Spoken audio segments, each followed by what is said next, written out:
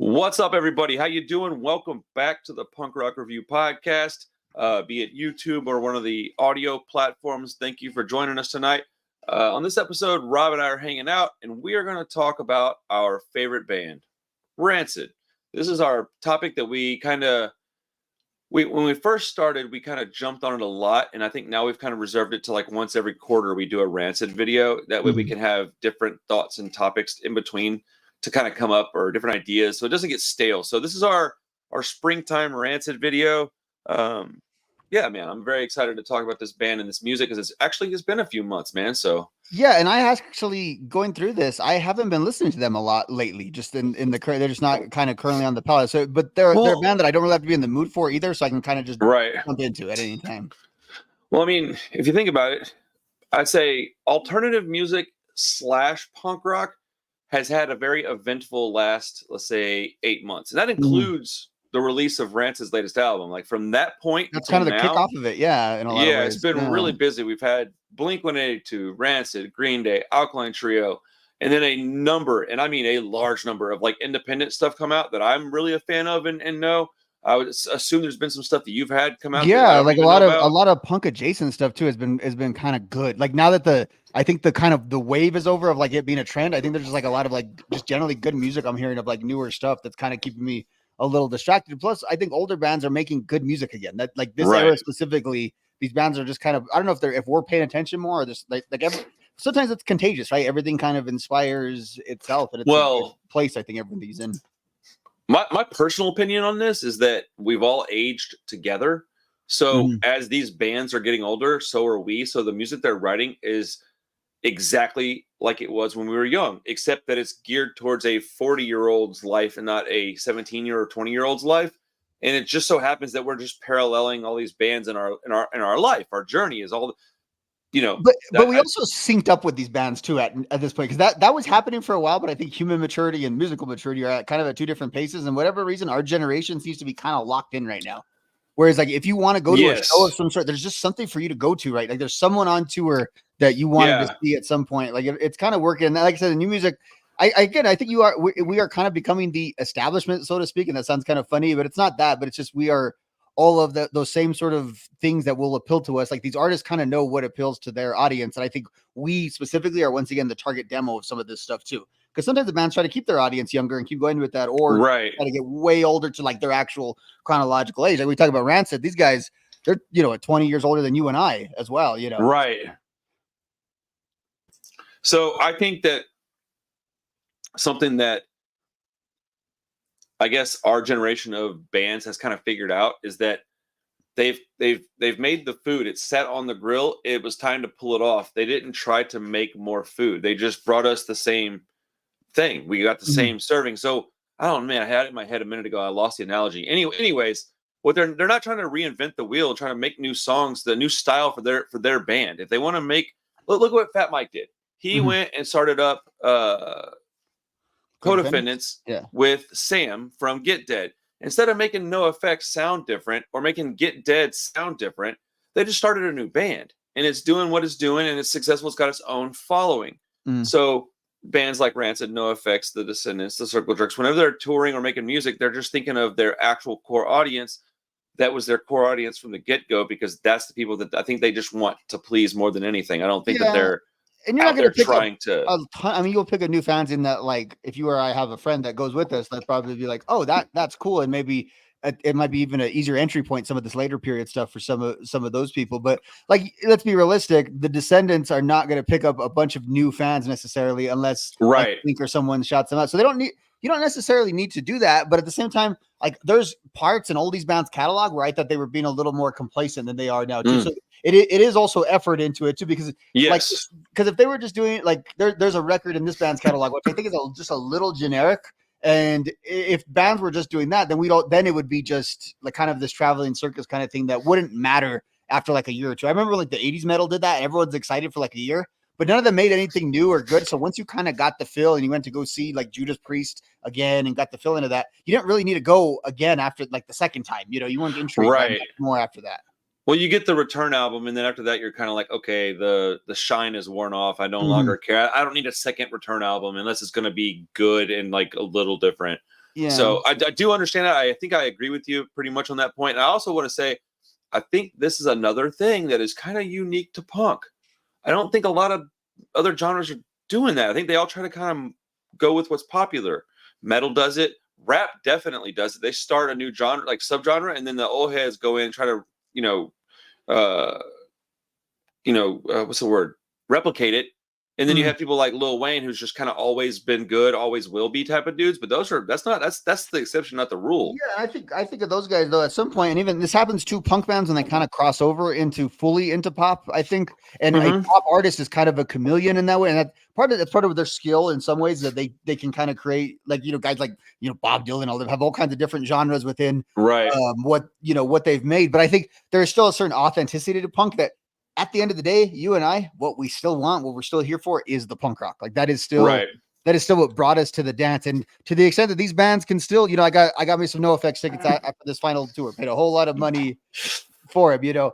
That audience that is going to do that is going to fork over that money, wants to hear Linoleum. They want to hear, they want to, or they want the new music to just feel like it's punk rock. You want the new Pennywise album to kick you in the teeth. If it's gonna exist, you sort of want that. There are some exceptions, I think, like if it's gonna exist, it needs to exist in a way. But even Circle Jerks had started a new band, like Off and all that stuff that goes off of that. They themselves are more specifically nostalgia, but again, they're almost in their 70s at this point. So you have that's a little bit. Dude, how crazy is that?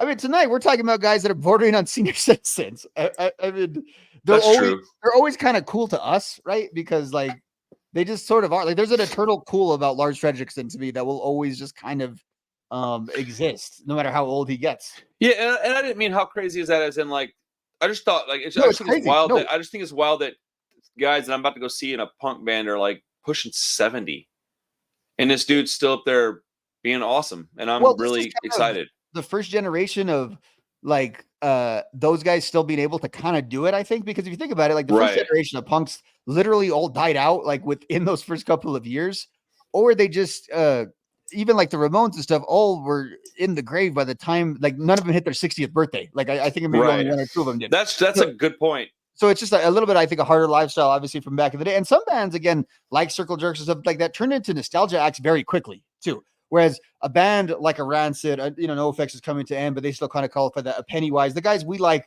they have these legit like 40-year careers that span a full 40 years. And even bands that take breaks and stuff like the Descendants of that go off and on, they're still kind of, when they're in it, they're so in it because, as you said, it's the white knuckle ride. It's punk rock. That's like, if it was easy, they wouldn't do it. Like facts. Well, let's get to talking some Rancid songs because it's already kind of late. I don't want to be 3 hours tonight because I mean I think we could easily do a 3 or 4 hour show with this topic. So our top 10 Rancid songs. So what we're gonna do is we're gonna do our top 10 songs by Rancid. We're gonna make it kind of quick because what we're really gonna talk about this episode is the top 3 songs off of each album. I think that's a more fair way to do it, or else we're going to have 85% Out Come the Wolves and then a few songs from other albums. So I think anybody could fall into that trap with whichever album is their favorite, be it Life Won't Wait or Self-Titled 2000 or whatever the album is that person enjoys. So I do want to say something about how it just feels so good to hear Tim shout, "Take it, Lars, take it away, Lars, come on, Lars," whatever it is he's shouting in their songs, even in 2023, 2024, knowing that they're brothers and friends still, it just makes me so happy, bro. Like I was listening to the new album today, trying to get just some last minute stuff written on my list. And he says that, I think, towards the end of the record, "Take it away, Lars." And then Lars plays like this little lead or whatever. And I was just like, man, that's dope, bro. That they're still, after all these years, they had to have some arguments and some fights, bro. So I'm just... well, they had to have, but they're not a band that's known for that. And they never broke up. Like they never went through. There's never like the period that we know of, at least, that they kept where like Lars and Tim couldn't be in the same room or something like that. Like I'm sure it happened, but man, they were professional about it to the public. Oh, I think a lot of that has to do with the fact that they were smart enough to take these breaks and do side projects a little bit and kind of like air out any kind of like BS they had going on in their head. But yeah, so okay. Yeah, contrast that with Blink-182 real quick, where it's like all three of the members wanted to make different music, but we're still sort of stuck in the same band. Whereas like and then Rancid it, like, still gets to be imploded. stuck in Rancid, but okay, you're gonna make the Bastards and you're gonna do the Transplants and you're gonna do Yep. Devil's Brigade and everyone Rancid bore out of the concept of family and unity, so it's not really it shouldn't be surprising that they're still sort of rocking that flag. No, I just wanted to shout that out because man, they've got their haters out there, and it's a brotherhood I don't band, know that it's right? Like even you and I are friends because of this band. Like that's kind of what the whole pretty much what got us to talking. Yeah, I mean this band's got. I mean, how many Rancid things are on our walls and our clothing that we wear every day and see every day? I think I've got 6 Rancid posters in this one room, dude. Like that's pretty ridiculous. Okay, before I actually get into numbered songs, I want to shout out and show some love to LA River, man. Boom shakalaka laka laka laka laka laka boom. Because everybody hates on that song, and I don't get it, man. I think that song is so charming and catchy, dude. Like, is it corny? Absolutely. But do I like it? No, man. I love that song, dude. Like, I think that record came out at a time where I was kind of needing it, though, and so maybe that's what it is. But I love that song. I don't really get it, man. I think it's very bold of them to take that approach in making a song and put that in there, knowing people are probably going to give them a bunch of crap for it. Yeah, and it's a Freeman song, so like I think that's your spot in the album where you can have a little fun and do a little experimentation, you know. But yeah, I just wanted to show that song some love because it's not my top 10, of course, but it is one of those songs that when it comes on, I start smiling and laughing and tapping my foot and go, you sing it right.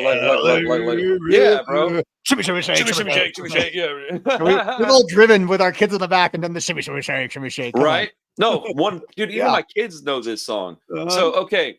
Before we get on our top 10, do you have any honorable mentions you want to drop? I've got 3 that I want to bring up. The only one I wanted to put in is I really, really, really, and this will come out later, I really like Drop Dead In from the new album. That's a great song. I didn't really feel like it, like, there was just no way I could put some of these top 10s ahead of it just based on the gravity of how long it's been around, how long they've been around. So I just wanted to point that one out there. Of just like of the songs of the new album, I like most of the new album, but that one is the one for me that's like kind of the diamond and will like eventually be on one of these lists probably. That song is a tearjerker to some extent. Agreed. On the same record, I put the title track as one of my honorable mentions. Tomorrow Never Comes. I think that it will creep into my top 10 eventually, but that song is such a strong lead single that I was almost nervous with hearing the rest of the album. I turns out I really enjoy the record. I think it's a top 3 Rancid record, maybe top 5 on his worst day for me personally, but I really like the album front to back. So, but the best song on there is probably the opener, man. It's a blistering street punk song, and it's very anthemic. But I also, dude, Drop Dead In's that song's really good. Like, kind of the opposite end of what you're talking about there, but that's why this is a good album.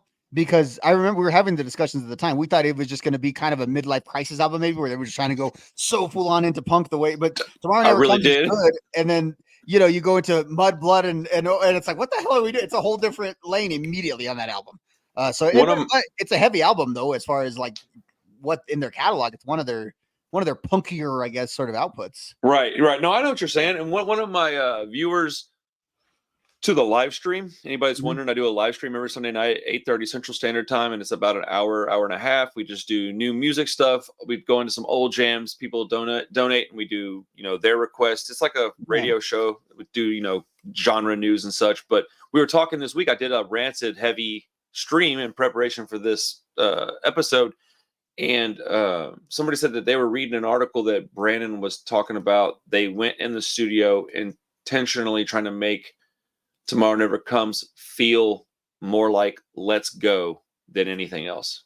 I mean, it's pretty obvious. I didn't see that interview, but I mean, like when we talked about this at the time, is that was kind of the success here. It's like almost if they never made Wolves, remember we said that would have been the next album all those years later. And it's shout out to Let's Go through this list as I've sort of reclaimed it a little bit. You and I trash that album for no reason kind of sometimes. No, and I realize how much I do like it. It just I'm not categorizing it ever correctly in my head. That is my thing. I don't think of it. It's not even that I trash it. It's that I love the other album so much that one falls behind sometimes. But I listened to that one yesterday and it's like, okay, where's the skips at? Like there's not skips on that record. So yeah, it's stronger than I give it. And I like on my video, I had it number 2. So it's not like I always have it such a distinct number 2. But recently when we've been talking about it, we were kind of wondering like, shoot, man, are the good songs Does it hold really up on there? And it does. It's just it's specific thing. I think it's not well as connected to the rest of the stuff as like you and I put it necessarily. I'm able to take something and say that it's objectively up here while it's subjectively down here.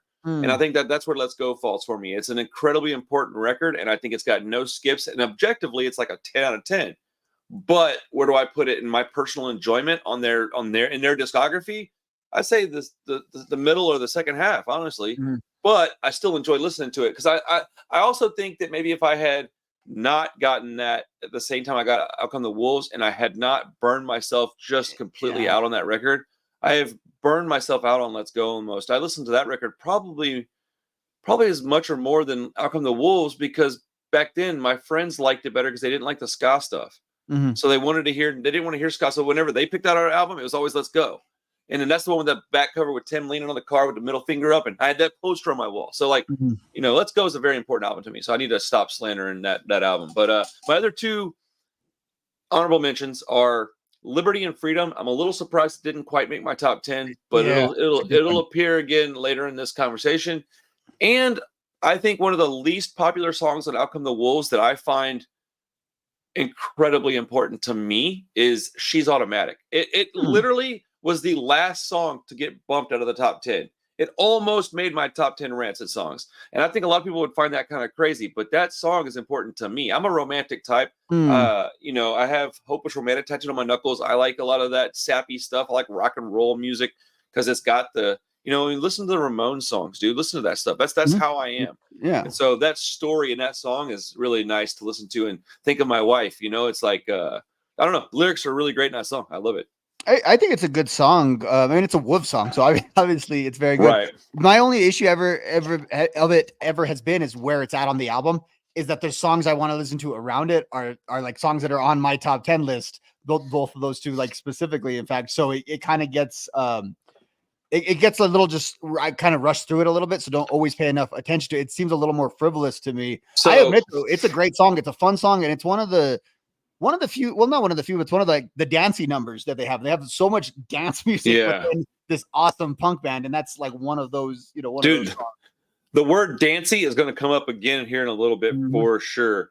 But let me look at where it actually falls on the album, because I think, if I'm not mistaken, bro, okay. It's next to Old Friend. If you go from Ruby Soho all the way through Old Friend, I don't see how that doesn't just fit right in there, man. To me, it's like a standout track. I liked it when I was young too, though. Like that song's been with me.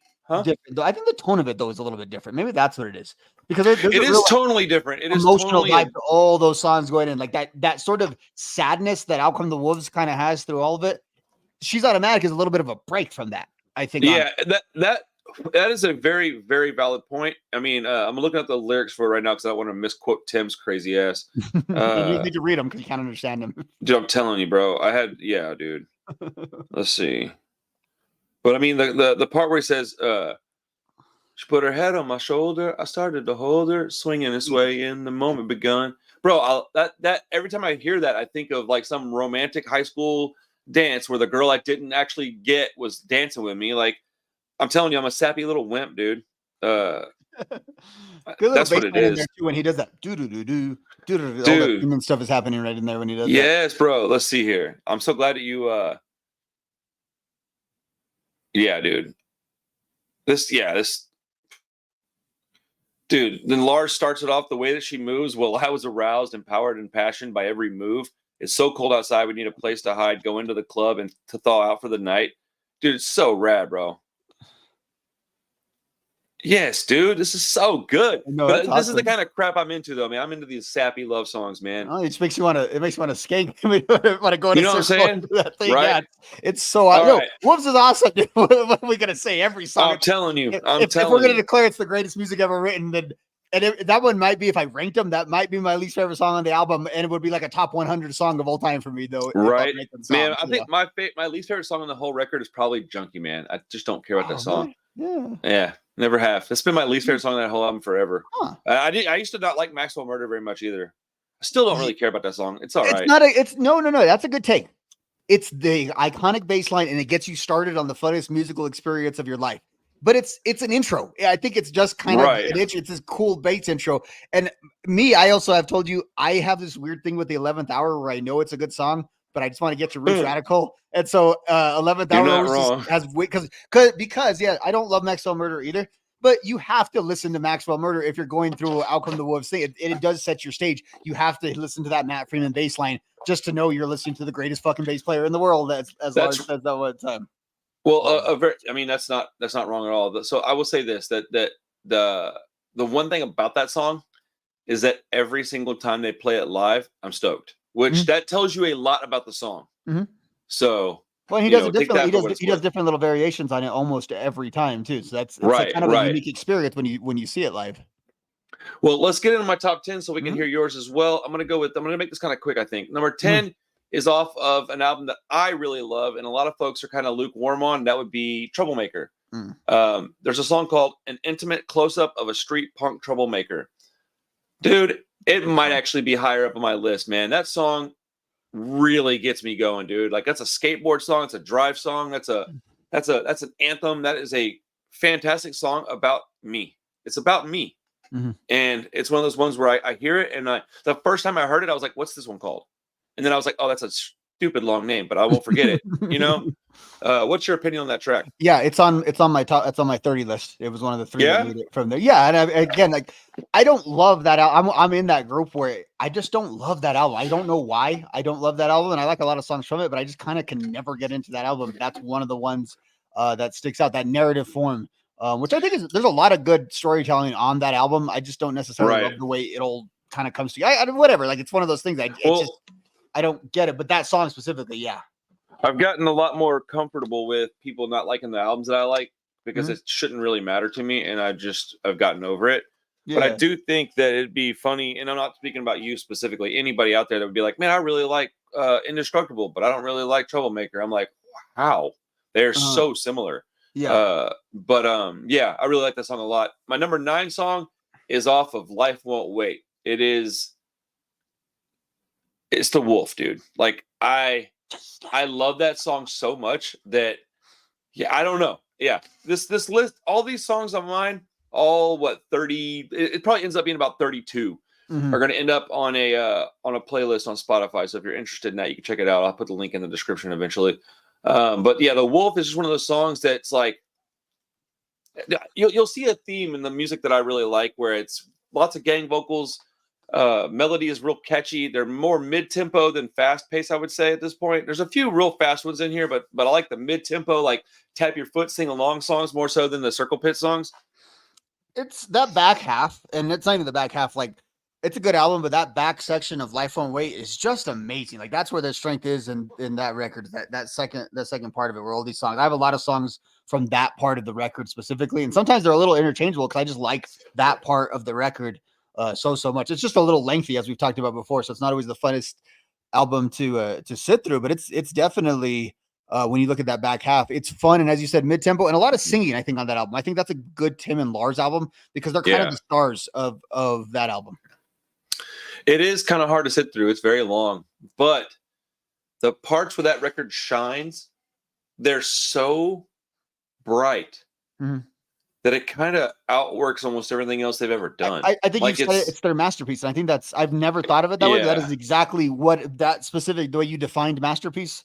Like, yeah, that is what that album is. Yeah, I believe that it's their masterpiece. Sorry, my mom just messaged me.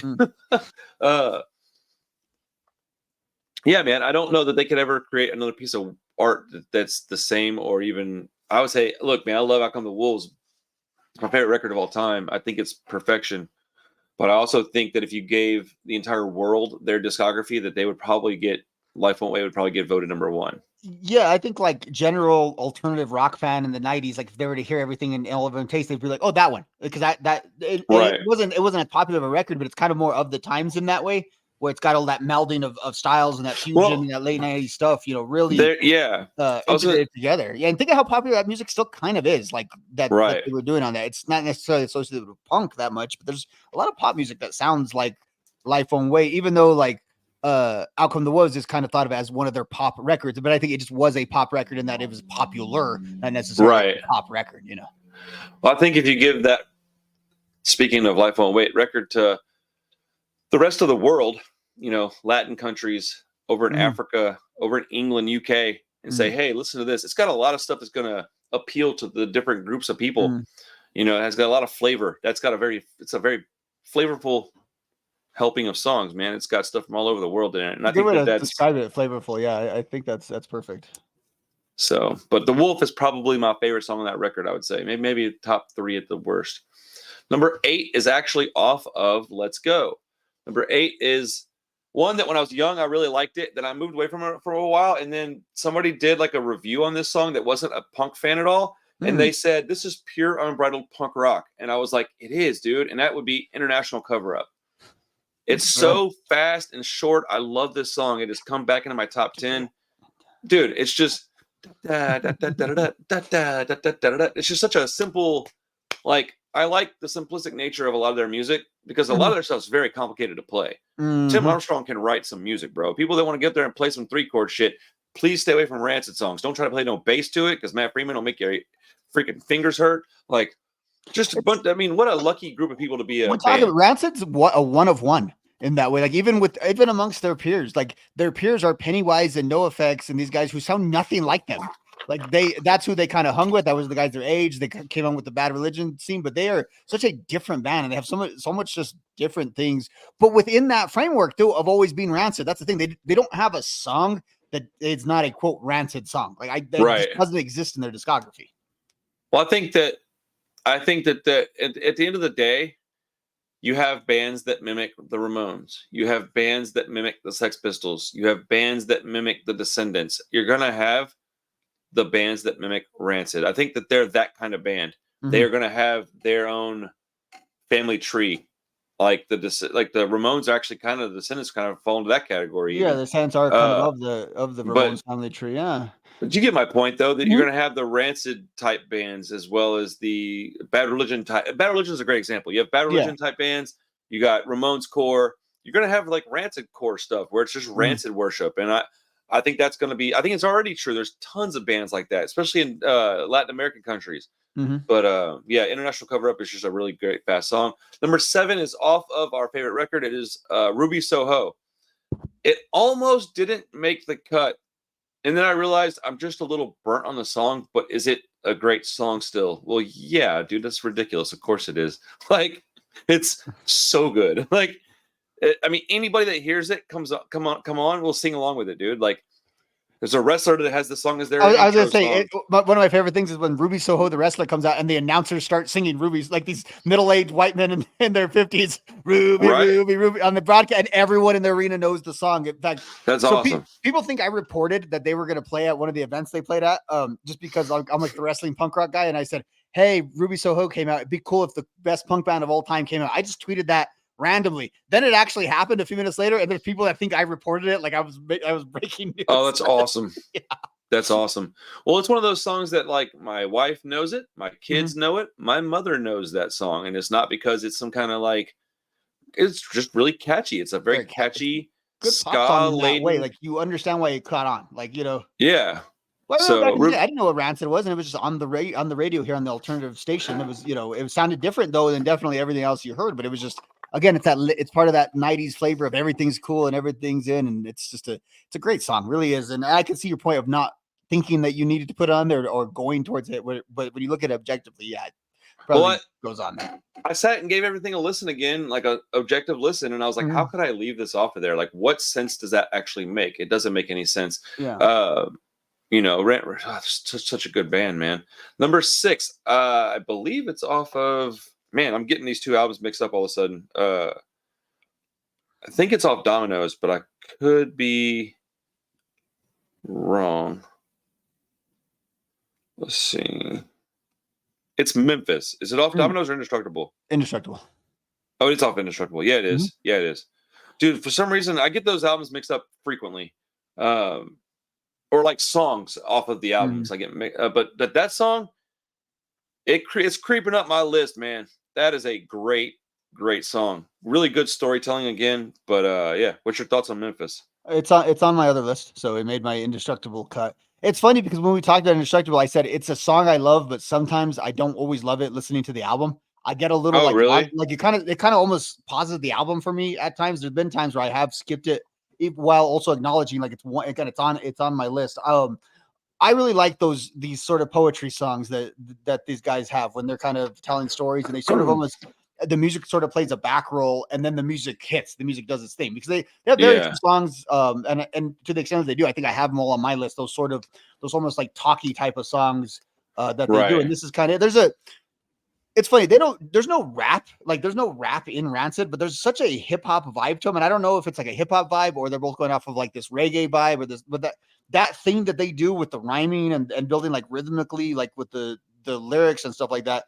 I don't think anyone else ever really did that better in punk rock, at least. Like they're so good at that. And this is an example of that. Well, it's either them or D.D. King is the best rappers in punk. That's close. You haven't done your research. Oh no, man, I know, right? So I think the word you use that fits it perfectly would be rhythm. Mm-hmm. I think that Tim has a very great understanding of that. I think that and it's natural. So like when he does this stuff, he doesn't really intend on it being anything. He just does it naturally and it comes off like that on occasion. But I mean, listen, how much music do you think this guy listens to? I mean, he's a ton. I don't see him listening to a lot of punk in his free time. Do you? No, almost none, I'd say.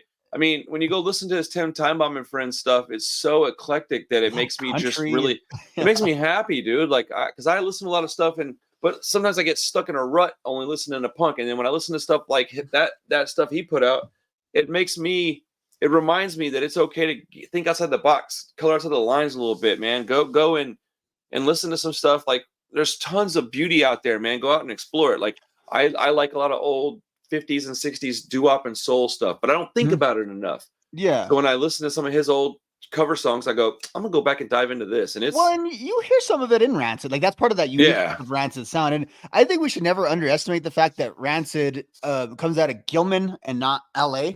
So they're close in proximity to like San Francisco and Berkeley and poetry and creativity and art and all this kind of stuff. And I think that's where like their band is kind of. And it's funny because like Green Day doesn't really represent those things when they come to the stage, but they're like Rancid's kind of, I don't know how to say this, like they're prettier than all the other bands. Like there's like a depth to them that doesn't really exist in the same way with other bands. It's because you have a lifelong group of friends. Not that any other bands aren't that, but you have a lifelong group of friends who are all exceptional musicians, and you don't get to be an exceptional musician, without listening to other things than one genre. You can't be. I don't know a single kid that is only into punk that can also play really good music.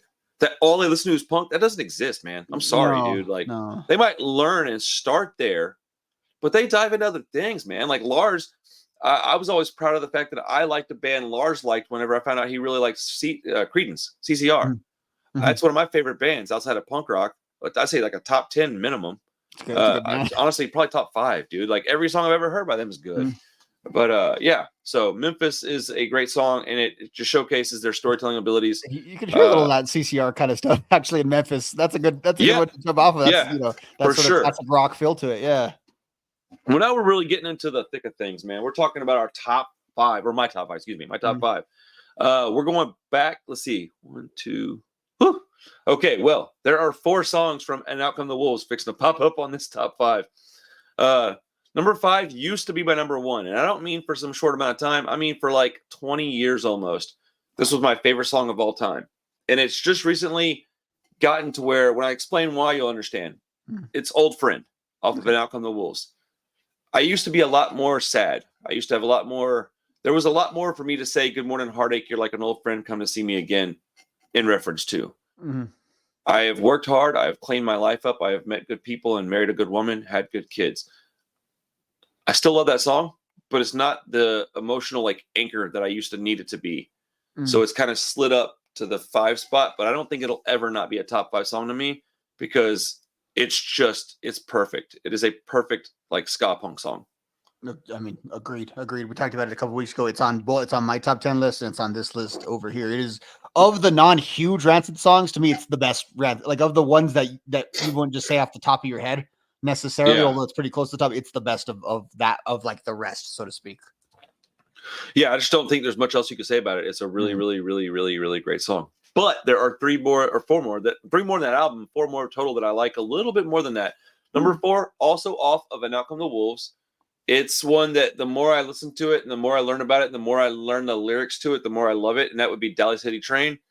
It's just one of those songs where, like, if you know me and you know where I come from, you'll be like, well, yeah, of course he likes that song.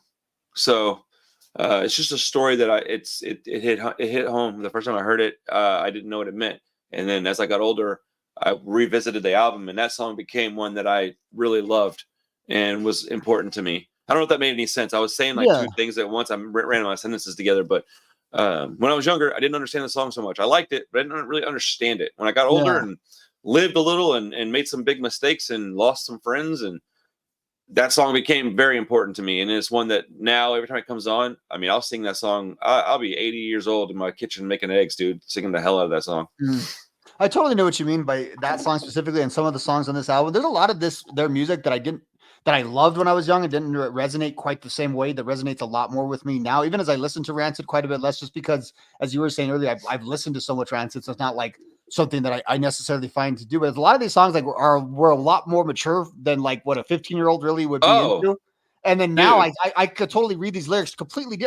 And some stuff is like major life stuff you've gone through. And some stuff like minor stuff of adulthood that I didn't really snap to that you're kind of seeing, you know, the mundaneness and the working class stuff that hits you on a day to day. But then the deep stuff, like, you know, Jackal having a beer in his hand the last time you seen him, right? And, you know, rolled the dice, never thought to, like that. Again, that resonates with me. It was a cool punk rock lyric when I was 15. Right. Now it's something that like you said, I can put a story to. I can put a face to that. You know, that's just different. You know. Just imagine 13-year-old me, or let's say 14. That's when I first heard them. 14-year-old me hearing Dope Sick Girl versus 30-year-old me, or let's say 28, 14 to 28.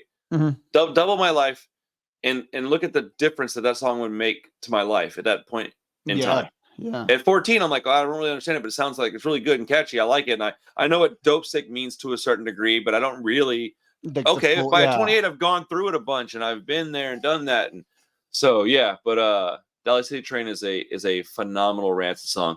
Okay, top 3, buddy. This is like, I think we'll have a lot of stuff that we agree on in the top 5. I don't know about top 10, top 5. I feel like we'll have a lot in common. Yeah. I don't know that we'll have the exact same list, but number 3 is the best song off of Let's Go. That would be Radio. Yes, sir. That would be Radio. Dude, if you messed that up, I'd have cried. I'd have been like, rewind. Let's record over that. But number 3 is Radio. It's a song that I have created art about that song. I have a tattoo that's reminiscent of that song. I've got 2. I'm going to get one on the side of my head even. Like, it's their first, like, perfect song. They made great music before Radio, but let's be honest, dude. That song's the one that really made them go kadoosh into the stars, man. I mean, there is no other song lyrically that explains why I like punk rock, why you like punk rock, why we all like this band, why we all do this, why we're all crazy. Just like, if you ever want to do a psych eval on any of us, just go listen to Radio. There it is. It's all in the That's a great point. That's a really good point. I need to start using that one as like why do you like this? Here you go. It's kind of like your elevator pitch of like, what do you, because it's sort of, not only it's the good song, but lyrically, and it kind of tells a story. Like every punk rocker kind of has that same exact story of this is the one thing that like stayed with me. This is the thing that didn't abandon me. This is the thing that was there. And the way he frames it too is so in such a relatable way. And even, you know, he drops the Clash's name for that. It's the only time they really do that in this. Or I mean, they've dropped Joe Strummer, but you know, I had to look up when I was a kid what Magnificent Seven was.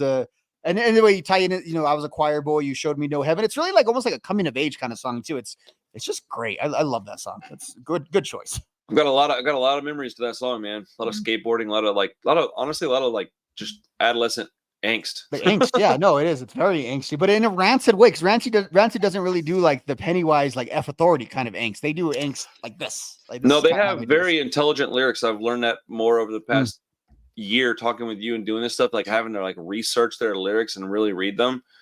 They're very intelligent people and they're very political. I didn't realize how. Yeah, pretty much everything they do is political. They just don't like they don't have like Reagan hanging from a noose necessarily. Right, on album it's political in the stance that they like stand up for what's right. in the social sense. It's not necessarily Correct. partisan, although I think like it's pretty easy to figure out what their part, and they've made Rock Against Bush and all that, so they don't try to hide that. But I think it's politics and sort of like that sort of squishy kind of like grad school way where you say everything is politics. They are a political band, very much so. They're fighting power basically in every song, just in a different way that they're kind of right.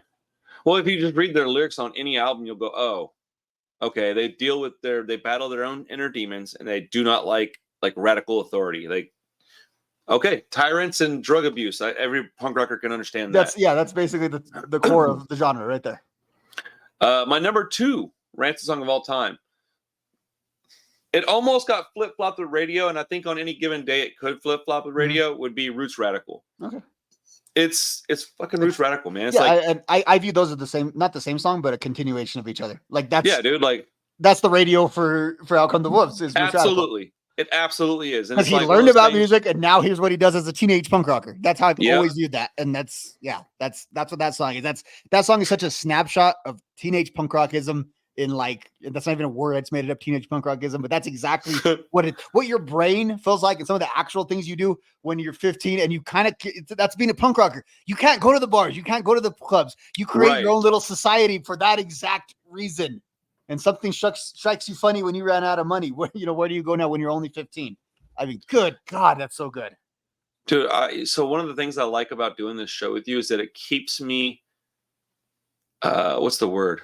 Not interested, because I'm always interested in this like life and this culture, but like I guess that's the word I'll use. It keeps me invigorated. It makes me excited, and when I listen to these songs from a different perspective, because I'm doing a list for some reason, or I'm ranking something or whatever, like it makes me go back in and get re-excited about this stuff. And boy, I tell you, man, I can't wait to see them play in a few months. I'm very excited, because who knows, dude? They're not young dudes anymore. I was gonna say, that could be the last time you ever, like, I've already, I might not ever see them again. Like they could just stop, or who knows what could happen. But my favorite Rancid song of all time is "Journey to the End of East Bay." It is my favorite song of all time. It would take an awful lot to make a song better than that. And it tells the story of Operation Ivy. It's the first one that I knew the weird, complicated lyrics that Tim sang. I figured them out before reading them. That, I know that sounds silly, but that's important to me, because that means I understood what he was trying to say to me. But yeah, dude, Journey to the End of East Bay. I mean, it's funny though, but there wasn't Wikipedia back in the day. Like we learned about what happened with Operation Ivy kind of through that song. The four of us got to the core of us, too much attention unavoidably destroyed us. There you go. You want to know what happened? But there's always been something, that the sacred, again, that it's sort of like, again, these songs really just tell the story of the world you live in, or the world you wanted to live in as a youth. I think so. Like it was always a sacred ground. There was always a place to belong. Like that. That's just God. That's I can't even have the words, because like I think I'm communicating something and not even know what I'm saying. But yes. Well, I think that the best punk rock out there does exactly that. It takes a moment in time and it captures it. Now, what that moment in time, it could be anything, man. Yeah, it's a little subjective, but it does do that. Like, look at No Future, No Hope. Defiance probably don't feel like that anymore in their adult lives, right? When they were young kids, dude, there ain't no future and there ain't no hope. I mean, they believed that. And so it captures this feeling and this sense of urgency. I mean, think about the live fast, die young thing. Dude, we're middle-aged now. We're not thinking like that no more, bro. It's live fast, die very, very old, hopefully. It's just certain beauty to punk rock that keeps me young, dude, even at 42. It gives me the energy to work out and go run with my kids and all this stuff I do, man. Like, because there is an eternal youthfulness too, to put like in that way. Even though our favorite punk rockers are very old, these songs will never be the songs of old men either. This is young people music in that very pure way that old music is kind of young people. Like music is kind of for young people. But like you generally think of like pop music and stuff like that as being this sort of like eternal youthful music, but really it's punk rock. Really, it's a lot of this very serious Rancid is also very youthful, again, because they wrote a lot of this stuff at that specific time, especially that album, man. It's just it's really chronologizing like where they were to that point. A lot of that album is telling how they got there. There's nothing irrelevant about any of their music, in my opinion. They don't write things that can get time stamped. They write songs that are just they're just really great songs and they stay that way or they don't. Probably why they don't get branded as much of a political band, even though, as we pointed out, they're very political because they don't have like the Reagan hanging from the news kind of thing. So they're not dated as right. like 1980. Like Jello has good takes these days on his politics as well, but like he's so associated with like 1980s politics, and like, I think Fat Mike's associated with like early 2000s politics, whereas again, it's kind of universal here with Rancid. It's kind of eternal. Well, that's kind of what I was trying to articulate earlier and didn't do a very good job, was that they're not time stamped, so they don't seem as political as they really are. That you said it exactly how I was thinking it. But was there anything that you wanted to add to your top 10 that was not on mine, or do you want to go through yours real quick? How do you I'll go through mine real quick. So we had 4 of the same 5 at the top, so we don't have to spend a ton of time with this. But I have number 10. I have The War's End. From Outcome the Wolves. Really good song. Sometimes I think it's maybe more of a Lars song, but no, I mean it was on Wolves, but because when they do it live, he performs it just with the guitar, but it's just right. At number 9, hold on, dude. Damn, that should have been on my list somewhere, dude. Sorry, go ahead. Continue. It's so good. That song's so good. Because then you have to kick something off of your list, and then you really probably wouldn't want to do that either. So it's right. Number 9, I have from Let's Go. I have 7 Years Down, another song that tells the story of the how Rancid came to be. Number 8, I have Ruby Soho. I think in a very similar spot that you. And again, I made the list, didn't have just like you didn't have it on there. I'm like, wait a minute, like does it go in and then looked at it? It starts creeping its way up. You're like, oh, geez, Louise. Number 7, I have a bit of an underrated one. I think Arrested in Shanghai from Let's Go. I absolutely love that song. Don't even know if it's really a punk song. Indestructible. Yeah, what did I say? Let's Go. Yeah. From a Red album. Okay, it came from Red album. Dude, that's a good point. They do look similar if you're walking past them in a record store. Yeah, that's what my brain was doing. And number 6, I talked about the back half of Life on Wait. I have Leicester Square. I love when Lars just, I got no feelings, I got no insight, I got nothing that you want, so stay away from me. Again, bro, that's a great song. Meant a lot to me when I was 15, probably means even more to me now in my late 30s, to be honest. Let's go. Number 5, the soul, the biggest contribution I would say by Matt in this, and Saint Mary from Let's Go. I almost said Mary's at the door with a loaded 44 in her hand, shooting down the law that shot down her dear departed. I just wanted so I had it's funny. You talk about the Let's Go life, the Let's Go Outcome the Wolves thing. I had Outcome the Wolves at my house, so I listened to that when I would get home. But in my truck, I had Let's Go. So that was one of the staples of just going through and on the on the CD changer, and you're getting late into that album, and that one always popped up in a good spot. And then here's where our lists are basically identical. So I won't spend any time analyzing this. I'll just go through them. Number 4, Journey to the End of the East Bay. Number 3, Old Friend. Number 2, Radio. And number 1, Roots Radical. So number 1's Roots Radical for you? Yeah. And that one is another one too. It's like, okay, I always say it's my favorite song of all time. So by default, it's kind of number 1 on all these lists. Radio could also fill that slot, and I'd feel perfectly okay if I just decided tomorrow that Radio now was that, like, I'd be okay if they swapped. But for now, I've always had that hierarchy. But I don't know. They both mean the same thing to me. Like I said, what I mean meaning like in my heart, like they kind of represent the same thing to me.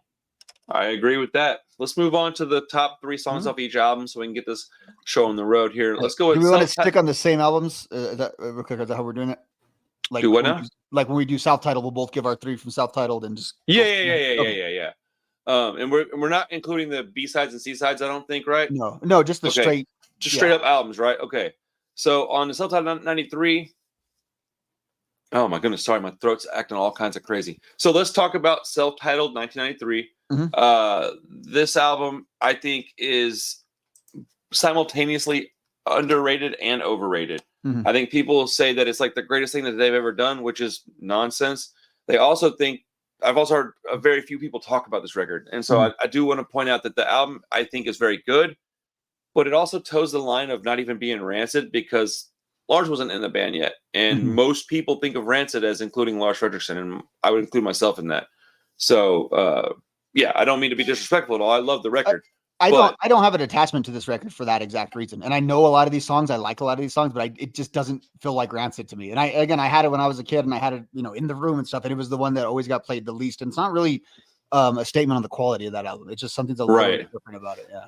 It's funny. So I would say whenever I want to hear Rancid, but I don't want to hear Out Come the Wolves or Let's Go, this is the album I pull out. I'm like, man, I'm not really feeling like hearing like the ska Rancid or like there's a darkness to this album that isn't on Let's Go and then Out Come the Wolves. Those albums are brighter in sound and I think context and like topically. Well, Rancid's a very positive band, actually. Most of their lyrics are very kind of uplifting. This album really isn't. This album is still him as the alcoholic, the recovering alcoholic trying to get his life together.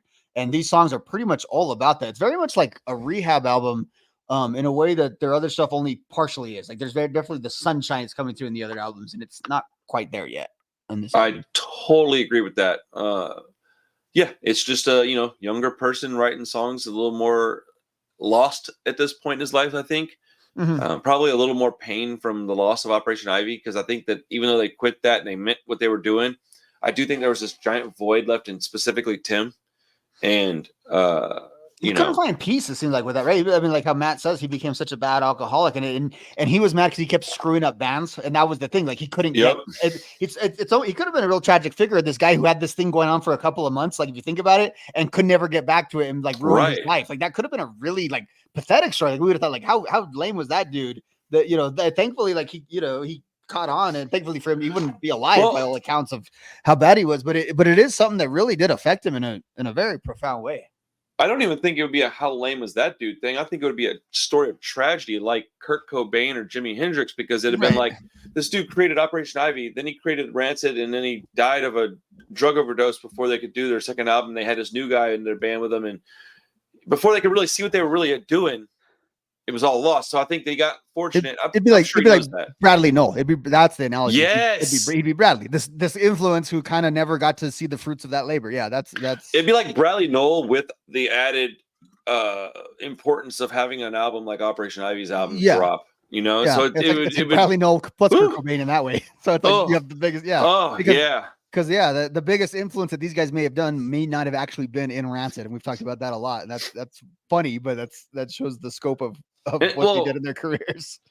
I'm certain that he's very well aware of the importance of sobriety and all that stuff. So I no doubt in my mind that I'm happy that he's doing his thing, man. Yeah, I loved him. So my top 3 songs on that album would be Out of My Mind.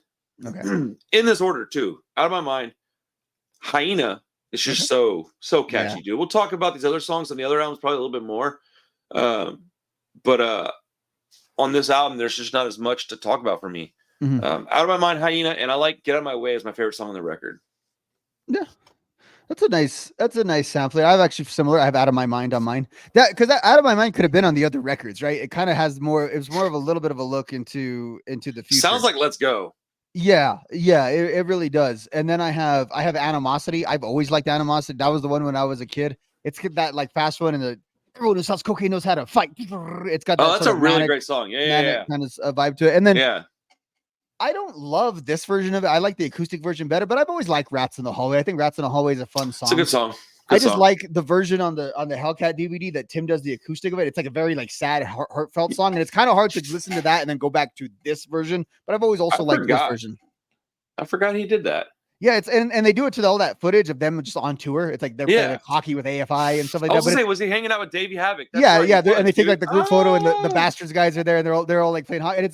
And it's funny because the footage is very like bright, and the song of the album sounds very bright, but it's very dark lyrics. And when Tim sings those lyrics in that sort of acoustic form, like it's a sad song, girl coming up to with tracks on her arm, and it gives that song a whole different vibe. So I just wanted like the songwriting in that song, I think, is so good, even though I don't necessarily think the version on this album is the best representation of that, but it still would be a top 3 song for me on the album. As I said, I'm just not as connected to this album for whatever reason. Yeah, I just don't really know why. It's not even a bad sounding album, or certainly not a bad punk rock album at all. No, it just doesn't feel the same way that the other records feel to us. There's nothing we can even do about that. It wasn't like we decided actively to dislike it or something. But people like when I put it on my list, like it was kind of like, oh really? You don't like how could you not like them? Because it is the foundation of that first album, and it's so important. But it's kind of like, because like I'm sure there was a lot of people who kind of got on the bandwagon, right, with Let's Go and Out Come the Wolves. So the people who were listening to the self-titled one probably had a real big held on to that, That's the thing, is if I had heard them in 1991 and not 1994 or 95, then that's the key. I would have probably liked this album more. It would have been, I probably would have liked Let's Go less. Right, because we like debut albums on bands when you hear them in real time, and then when we go back and do these, we rarely have the debut albums up unless we personally got that album like when it came out. Well, from 1995 all the way through 1998, I only had 3 records to listen to by them, so I listened to this album way more because of that. But once I got more music by them, specifically stuff that had Life Won't Wait style sounds in it, dude, Indestructible, bro, like there's so much different stuff on those records that, you know, I like a little variety with my stuff, man. And it's I love my street punk, I love it, but I think that Rancid are better than that, and they got better at that really, too on later albums. Right, too. That's the other thing. It's not like they went totally soft after this album either. No, not at all. Also, I wanted to say earlier that I didn't say this. I thought it was, man, I'm so jealous that you heard stuff like Ruby Soho on the radio. All I ever heard was one time. You know how lucky I am I even like this stuff, dude? I heard Time Bomb one time on the radio. That's it. And it changed my whole ass life, dude. So I got really fortunate that I paid attention and that I was on the floor listening to the radio that day. Yeah, it was pretty. It was in circulation in the late 90s here, you know, pretty, you know, one of the alternative songs you knew, you know, that everyone could kind of sing along with. And that was already, you know, 4 or 5 years after it broke. So jealous of that, dude. Our stations just didn't play. I mean, I got lucky to hear Santeria. I was lucky to hear 311. We got very much punk, way adjacent, more so than punk. See, in our station now, thinking about our station, it went very, once you hit the 01, 02, 03, it got very metal. The station did a lot of the Slipknot and stuff really kind of took over the airwaves. And then the punk stuff kind of receded back to off of the radio. Not that it was so prominent in the radio, but it would get mixed in with, like, you know, you hear Offspring, Rancid, then you'd hear Korn, then you'd hear Weezer, then you'd hear System of a Down. That was kind of the flavor. Dude, our station didn't play Korn. It didn't play Slipknot. It didn't play nothing like that, bro. The heaviest stuff I'd ever for hard. It was like I'm curious. Grunge. Like, I think the heaviest stuff I ever heard was maybe Deftones. Linkin Park was real big. Limp Bizkit got pretty big. Like, it just didn't play heavy music, and it wasn't into punk. It was very much alternative music. So, but you know, is what it is, dude. I'm just glad I heard what I heard. Glad we got a good station out here. I didn't know we had a cool alternative station out here back. Way better than one in Houston, bro. I can tell you that for a fact. All right, let's talk about Let's Go. It came out in 1993? 94. We should mention that. That's right, 94. Yeah, I'm sorry. Around 30 years this year. Yeah, crazy. Oh, it's so nuts. I gotta find out when did that come out? What date? Do you know? It's in the summer. I want to say it's summer. I have a master list of everything that came out in 94, and I want to say it's like the last one of all the big. We're gonna have to definitely do a title it Appreciation. We're gonna make it clear how much we appreciate that album. 100%, bro. 100%. So, let's see. I'll look it up later. June 21st. Okay, so it is late summer. Okay, that'll be a good summer. So Let's Go is an album that I listened to absolutely to death, man. We have talked about this album both glowingly and throwing a little bit of shade. I would like to stipulate here that I love this record. Yeah, dude, this album's awesome. So, but it is a little bit long, dude. I think. Yeah, that's my exact criticism of it. If they edited it down a little bit, not to say any of the songs are necessarily bad that are on there, but that's the problem. Did we really need Black and Blue? Did we really need Motorcycle Ride? Yes, I love those songs. But if they came out 2 months later on like the EP that followed it, I think Let's Go would be a better record. Like if it wasn't such a long those 2 songs, man. Listen, that's the problem though, is that every song is the problem. So damn good. Yeah, that is that you're exactly right. There's a lot of songs on that album though. It's a long track listing in general. I know it's not that long because they're punk songs, but I want to say it's like 17, 18. Oh, dude, it's like 18. I think is how many. Dude, they could have taken Name, 7 Years Down, Tenderloin. Not Tenderloin. You're not taking that song's all right. Burn. I mean, those are all good songs. Gave It Away. They could have made a 15 song album and a 5-song EP with like a some kind of unreleased bonus stuff or something. And I would have personally been a little bigger fan of it. And I think it would have stood the test of time a little bit more. But yeah, because we're also judging this by modern like ADD attention spans that we all have now too. I've always felt this way, man. Like if it's more than 45 minutes, it didn't fit on one side of my tape. So I was bummed by that. I had to take the last song off. Let's Go off. and it bothered me. It really did. So no, for real, dude. No, I know the struggle. I'm laughing because it's like, yep, I know exactly what you're talking about. But the record, if you look at it objectively and you sit down and listen to it, dude, how many of those songs are you not singing along to? No, especially one or two. That first part of that record, I mean, it is you're just singing. You're singing the song about Wolverine. You're singing the ballad of Jimmy and Johnny. We don't need no water. Let the motherfucker like, come on, dude. It's so fun to Nihilism, Salvation. Like, I'm not even mentioning those two massive songs. See, Nihilism's one that I can take it or leave it. Freak out that you don't like Nihilism. Like, I don't that dislike it. It's just not one that I'm like. It's, I just, again, I who cares? Whatever. I think it's like, it's such a cool Lars song. It's like one of the early Lars songs too. That's a good point. No, it's a great album. The album is good. I just don't like that the second half of it as much. I think it's a little uneven there. And I said just a lot of songs. They just trim down songs because even if they're short songs and like so the album doesn't take up a lot of space, they're short songs. So it's kind of like this TikTok kind of thing where you're here, then you're here, then you're here. So whereas some of these songs that say like Life Won't Wait, you're really sort of like I wouldn't cut anything from Life Won't Wait, and it's extra long, but that's sort of the vibe of that album. Like Life Won't Wait, that album. It feels more like a journey that you have to go on, whereas Let's Go feels like you're running to the corner store, and it's like, is there a quicker way to get there? Whereas I can listen to that. Go watch this movie. Right, I can listen to very like Let's Go. I can listen to on shuffle, and it's just fun. Like you're just going from place to place. Yeah. Where again, like Life Won't Wait, it's kind of not good in isolation. It's much better. It's like an epic movie where you're gonna very cinematic. Back in the day, you're taking the phone off the hook and you're just watching this for the next 2.5 hours. Right, you have to listen to that one in order. It doesn't make sense if you don't. But let's talk about some specific songs off of Let's Go, man.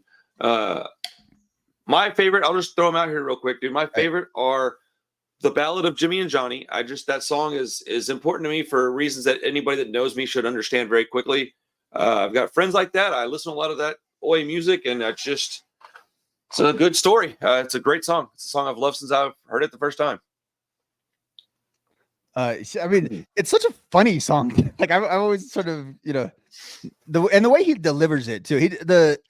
These albums, I think, early on are a little more Tim heavy as far as like the lyrical stuff and the singing, and he does a lot more. The band actually, I think, gets better as they get into the later albums, and the sound is a little more balanced. But like Jimmy and Johnny, that's just I know there's good music in there, but I could just hear Tim just doing Jimmy and John, two friends of mine, skinhead with a like. You don't even need music. It could almost be a cappella there with Tim, right? And it's so good, dude. How many years did it take you to understand that he said that and Johnny likes Last Resort? Dude, I think I've only known that lyric for like 5 years. There's a lot of, how they do those YouTube videos of misheard lyrics or whatever. You can just do every Rancid album and like, dude, we all have our specific, like we deeply connected to a misheard Rancid lyric somewhere. Oh, I was for years for a lot of this stuff. Let's be honest here. But like, I do think it's funny that people give Lars shit for like being a skinhead or whatever. And it's like, man, you can point to lyrics as far back as 1994 that they sang about skinhead shit, dude. It's like, stop with the nonsense. Yeah, and by all accounts, he didn't have a lot of songwriting influence on Let's Go in that time period. He was still kind of like the new guy, so. Yeah, but I'm just saying, like, it's been in there. Yeah, but it's part of that. Yeah, part of that culture too. They've all been a part of that. I mean, Lars look at thing. He was in did he tour with UK Subs? I think. Dude, bro. Like, what are we talking about here? Anyways, my number 2 and number 1 are very easy to figure out. It would be International Cover Up, which I just think is a fantastic track. It's a top 10 for me of all time. And then the obvious answer for my number 1 is Radio. It's just like we said earlier. It's kind of a perfect song. Yeah. I've mentioned all 3 of mine before: Radio, St. Mary, and 7 Years Down.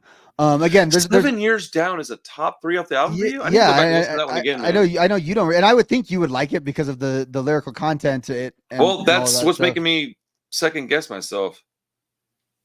Yeah, and it's one of those 2 where Tim doesn't take a breath in that segment. They throw me out and they call me a faggot. They said I never, he's just going through that whole thing, and then Freeman comes in. Who's the opposition? 7 years down. I just like the way that song is composed. I also like that weird guitar thing they're doing at the beginning with that little ding, ding. It does come at the end of what I consider some of the more frivolous songs though, and that it's probably a little less listened to, honestly, because that was the thing about Let's Go. I didn't always get to the end of it because it would be so long. That's true. Well, remember what I told you earlier? I had cut the last song off of Let's Go off my tape. which is That's 7 the years last down, right? song on the album. So I didn't hear that song very much. Legitimately, I didn't. So I got more familiar with it actually. That's the song they gave to the Rock Against Bush compilation. That's where I really dove into that song. Actually, now that I'm thinking about it, that might have been where, because I am like I did my Out Come the Wolves versus Let's Go stream a few years ago, and I realized how unfamiliar I was with some of those later songs on that album. I never snapped it. It was like, yeah, I used to take it out of the CD changer when you get to like that song. But 7 years down, the reason why it stuck with me, it's on I think the first or second. Well, there's only two of them, but it's on one of the Rock Against Bush comps. Yeah, it's a song that I need to go dive back into. Sorry, I need to dive back into that song for sure. We got the big Let's Go deep dive coming. That's our summer quarterly Rancid. That's video. Exactly what I was thinking, dude. That's weird you put it like that. Let's talk about Rancid's masterpiece and Out Come the Wolves. Okay, that came out wrong, dude. Let's talk about Rancid's best album, because their masterpiece came after this album. Let's talk about it in Out Come the Wolves for a minute, dude. It came out in 1995, and it's the catalyst to my entire life being what it is, dude. Like, I can't explain the importance of this album to anybody the right way, because words don't exist. It's like, okay, I don't mean to be sacrilegious or anything like that, because I'm not that kind of guy. I'm actually quite religious, but it's like, if you were to be like, I don't know, the Pope, and somebody goes, "What's the most important thing you've ever looked at in your life?" They would go, "Well, the Bible." I go, "Yeah, dude. Well, my life changed forever the first time I heard Time Bomb." Like, just these little ska chords. I'm like, "What is this? What is this new sound? I've never heard this before." And then honestly, I thought it reminded me of reggae music, and I liked that stuff as a young kid, you know, and it's very upbeat and very positive sounding. And so, yeah, man, Out Come the Wolves is such a beautiful piece of artwork. I love it so much, dude. There's months and months go by that I don't listen to it, and then I'll put it on like 7 times in a week. It's the weirdest thing, man. Yeah, I mean, I agree. It's the first poster I bought for this place is up there. The Out Come the Wolves. Like, I have never not owned an Out Come the Wolves shirt at any time in my life. I have bought several of them over the years. I bought it on vinyl before I had a vinyl player, and I melted the thing in my garage. Like, it's just one of those eternal albums. And I think about it like, I kind of came to Rancid, you know, again, I knew Ruby Soho and I knew Time Bomb because they had been played on the radio here, but like, I came into Rancid through like the 2000 record. I just thought Rancid was these cool, badass, like hardcore punk rock dudes. Like, that's what Rancid was to me. And that's so crazy to me. And then I got this album, and I don't know if I didn't have such like a respect and reverence for Rancid, would I have necessarily liked it the first time? I don't know, but I knew like it was good. I knew it was a big album by them. A friend of mine actually just kind of like lent it to me, and I never gave it back to him. And I just listened to it over and over. And I would I would go home every day and listen to it. And I had the little CD booklet with the sloppy writing in it and all that. And I was just reading it. And it was just like, Eddie, you talk about, I think it was a Junkie Man that I was like, the common man doesn't suffer pain like this. Only the soul that has never been kissed. And I was hearing that. I was hearing Journey to the East Bay and Roots Radical and all that stuff. And I was like, this like that. It was during the course of listening to that album that I was like, oh, this is my favorite band. This is what I like. This is actually the type of music. It solidified all of that, because again, I think I was probably liking the more traditionally hardcore punk initially, because that just like seemed cooler and funner. And I always like Rancid because they looked like those guys, but they kind of sounded like this, and they didn't really sound like either forms of the pop punk I was listening to. They didn't sound like the Epitaph stuff, and they didn't sound like TRL-core. But all of those bands absolutely loved Rancid and were always wearing their shirts and all this stuff. And then hearing that album, and then that's the album that connected me to all of it, though. That's where I got how, like, that's why the pop punkers loved them. That's why the hard, because by the way, Out Come the Wolves, yes, it's their pop album, not as soft as you think or as you remember it when you go back and listen. Rancid doesn't actually make a lot of soft music. They are a pretty intense punk rock band at their core. They have a lot of pretty music that goes along with that. But everything they do is kind of it's very mosh pit accessible in everything they've ever done. I want to take a minute to grab 2 things out of my closet. I want to show the people that are watching this video, but let's be real blunt here, dude. Anybody that ever says the words Rancid aren't punk or Rancid are sold out, whatever they want to say that's like negative towards them as far as their punk credibility, Go read the lyrics for any album they've ever put out and tell me that they're not mindful of their surroundings, active in their community, good to their friends, like DIY still. Like Tim Armstrong literally was wearing a like a hand stenciled, what was the band he was wearing? It was just some random ass band. He was wearing a handmade t-shirt that he made like recently. And I'm not saying that because he gets points for it. It's just, it's such a weird, ludicrous argument to me that they're not punk. So they have some melody in their songs. They're not cool anymore. Like, stop, dude, stop. So lame. No, and if any band is punk, like they are the punk band. Like they are the punk band. As far as I'm concerned, like that, it's them. They care about that more than I do, than you do. And I mean, I don't mean that in a try hard kind of way. Like they care about punk rock, I think, in a very heartfelt kind of way. That's why, if you notice, they're also except for Screeching Weasel, because Ben Weasel really pissed off Tim. He kind of does that to people. You notice they're never, and outside of the Distiller situation, they're never really locked in these feuds with other bands or like newer bands or anything like that, because they care about, they took crap when they were young, so they're not going to trash these younger bands coming in. They're not going to make that their gimmick. But I think they appreciate the craft so much. I've heard Lars talk about this. He said, yeah, there was bands we didn't like that were coming up, but he said, at least they're fucking doing it. He said, at least someone's keeping this shit going. So of course we're going to shout them out, and we're going to, and it's like, to me, that is also there's something very punk rock about that too. Of like, also they do like they say, we don't care about the haters. We don't care about the haters. Rancid is kind of too aloof to really ever care about the hate. They would never even write, other than titling their album Out Come the Wolves, which was kind of a response. I can't ever picture them writing like a diss track necessarily in that sort of way. Like they're sort of hyper focused. The Rancid songs specifically are focused on Rancid very much in that world, in that universe. The only other problem that I've ever known them to have was one that Tim had with Leftover Crack. So they're not a beef type band. Hold on one second before I talk about the top 3 songs. I want to show the audience something. Okay.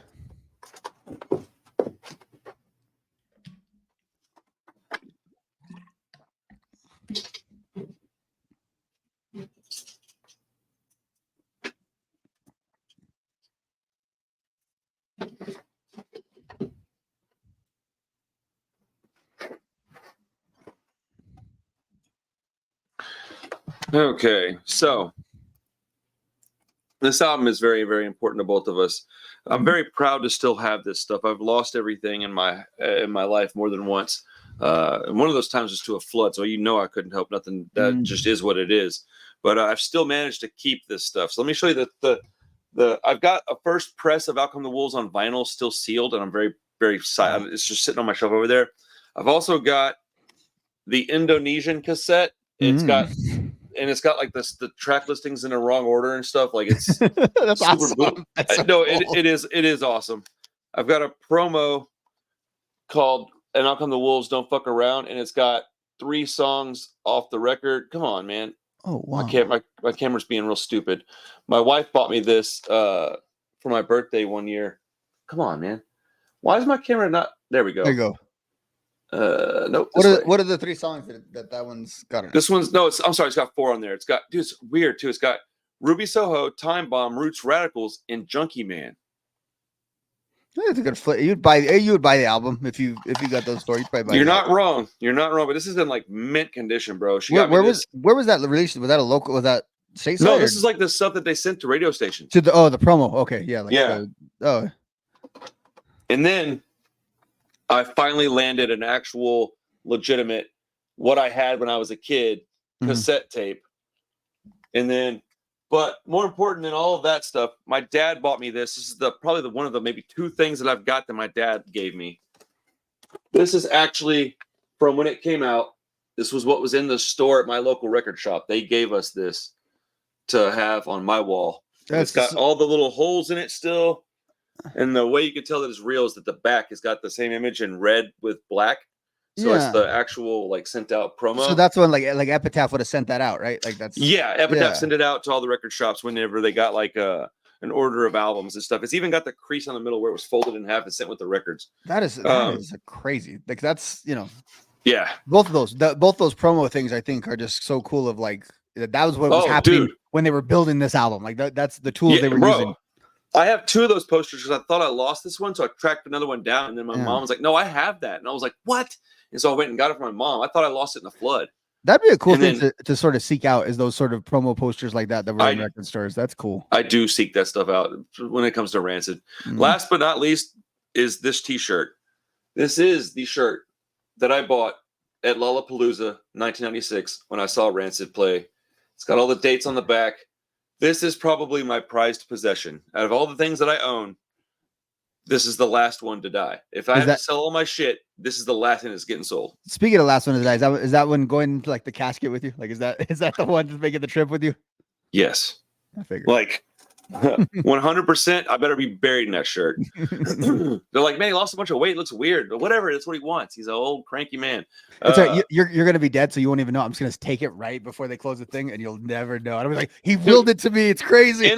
In all sincerity, if I die before you, I would probably. Wow, my wife might be pretty pissed if I did that. Actually, I think that'd be pretty important to her. Actually, consideration. I'm like, I'll give it to you, bro. Chris is like, I gave you 3 children, sir. That is your favorite thing. Yeah, but we do a podcast. We talk about punk songs.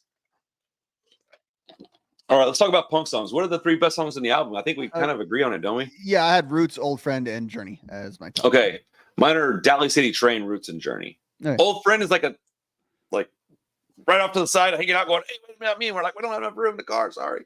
That's same basic list, though. I think. Yeah. But yeah, man, and Out Come the Wolves is an incredibly important record to both of us, and I love talking about it.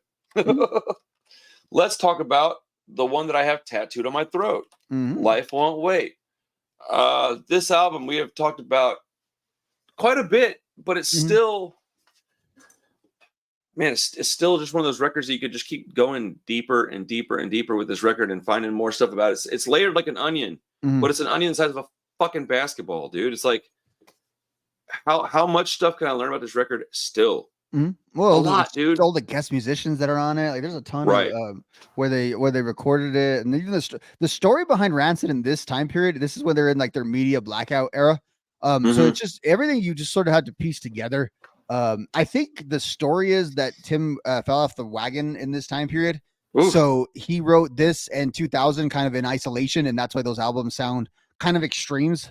Well, no, this album didn't come out in 2000. It came out in 98. No, I know, but I'm saying he wrote this one and 2000 in that. Oh, and the album 2000. I'm tripping, bro. I'm sorry. Yeah, no, I was saying like this time period. I don't know how true that was, but I remember that being like a thing back in the day that he had kind of fallen off the wagon a little bit in the late 90s, and so he was writing a little more in isolation. So that's why these records are more, I think, isolated. The 2 albums that they had of their versus they kind of go off of the like when they go Indestructible, like they're kind of picking up on the Out Come the Wolves track after the 2 album little like dip, not their dip in quality, but just different. Those 2 albums are different in between there.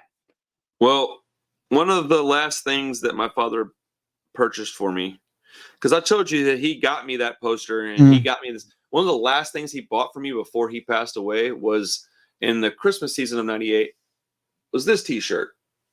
And I managed to hold on to this one too. So yeah. I sleeved it when I was young and I kind of regret doing it. Yeah. But I might make something out of this one because that would fold out of the album, right? Or the CD, right? Yeah, this was the interior artwork for the record. Yeah, I want to say I had that on my wall with those eyes and everything. But those shirts are very important to me. Yeah. I can't wait till I'm almost down to the size where I can fit on that one and not look weird. Because I can wear the shirts. I've lost a lot of weight, man. I've hit 191 today, so I'm really happy. Yeah, good job. But I was 214 almost when we started this podcast. So 191 is a huge improvement. But that one, I don't like the way my body looks when I'm overweight, when I'm wearing a sleeveless shirt. So I'd like to wear that one more time. Maybe go skateboarding or something like I used to do. So cool. Well, let's see. When you first heard this album, what did you think? I was interested in it, but it was a little much for me. Like the first few times, I had to give it a few more spins. That's a good description. And it really, actually, if I recall correctly, I kind of didn't like it very much, and I just kind of had it. But you got to understand, kids, back in the day, even if you didn't like something, you only had like 9 CDs. So eventually, you kind of kept listening to it. Preach. And eventually, this one, because it's a little bit, it has to sort of like get inside of you a little bit before you really like it, and that's where as I said, that back half of the album for me really is just where it picks up. Even though I look at my list, I have Hoover Street, and we talked about that song before. That's the spoken word kind of song that Tim does, and then I have 1998 and Leicester Square on mine. So I have a lot of that same kind of vibe of that back half. I would have taken Hooligans was also the other one that was like right there. So I had Hoover Street, Leicester Square, and 1998. Sorry. I didn't mean to cut you off like that. I just was making sure I remember the song. No, and I was gonna say Hooligans would have been like the other one that would have been like right there. I like Cash Culture and Violent. No, that's the wrong. I like Blood Clot. I was thinking of. I really do like Blood Clot. I like everything on that album. There's nothing I really don't. I don't care for the two love songs. I will say that I don't. Which ones? Is it Corazon de Oro and? I love that song. Is there another one? And who would have thought? I just don't care for those songs as much. No, I'm sappy, dude. You know me, I'm sappy. None of my top 3, but I love those tracks, man. When I first heard this album, I was really fortunate that I was already in like high school and I was listening to Rancid, and I had heard, I don't know where I heard it, but I heard that they had a lot of guest appearances on this record. I might have been seeing it in like a magazine or something, but I knew that it had Roger from Agnostic Front. I'm pretty sure he's on it. And Dickie Barrett was the one that I was excited about. Mm-hmm. Always been a good, huge Boston's fan. And I was really curious as to what they would sound like with him on a song. So I was open to this record from the get-go, excuse me, based on the amount of people that I liked that were also going to be on the record. And at that point in my life, I was listening to I was trying to listen to a lot of reggae.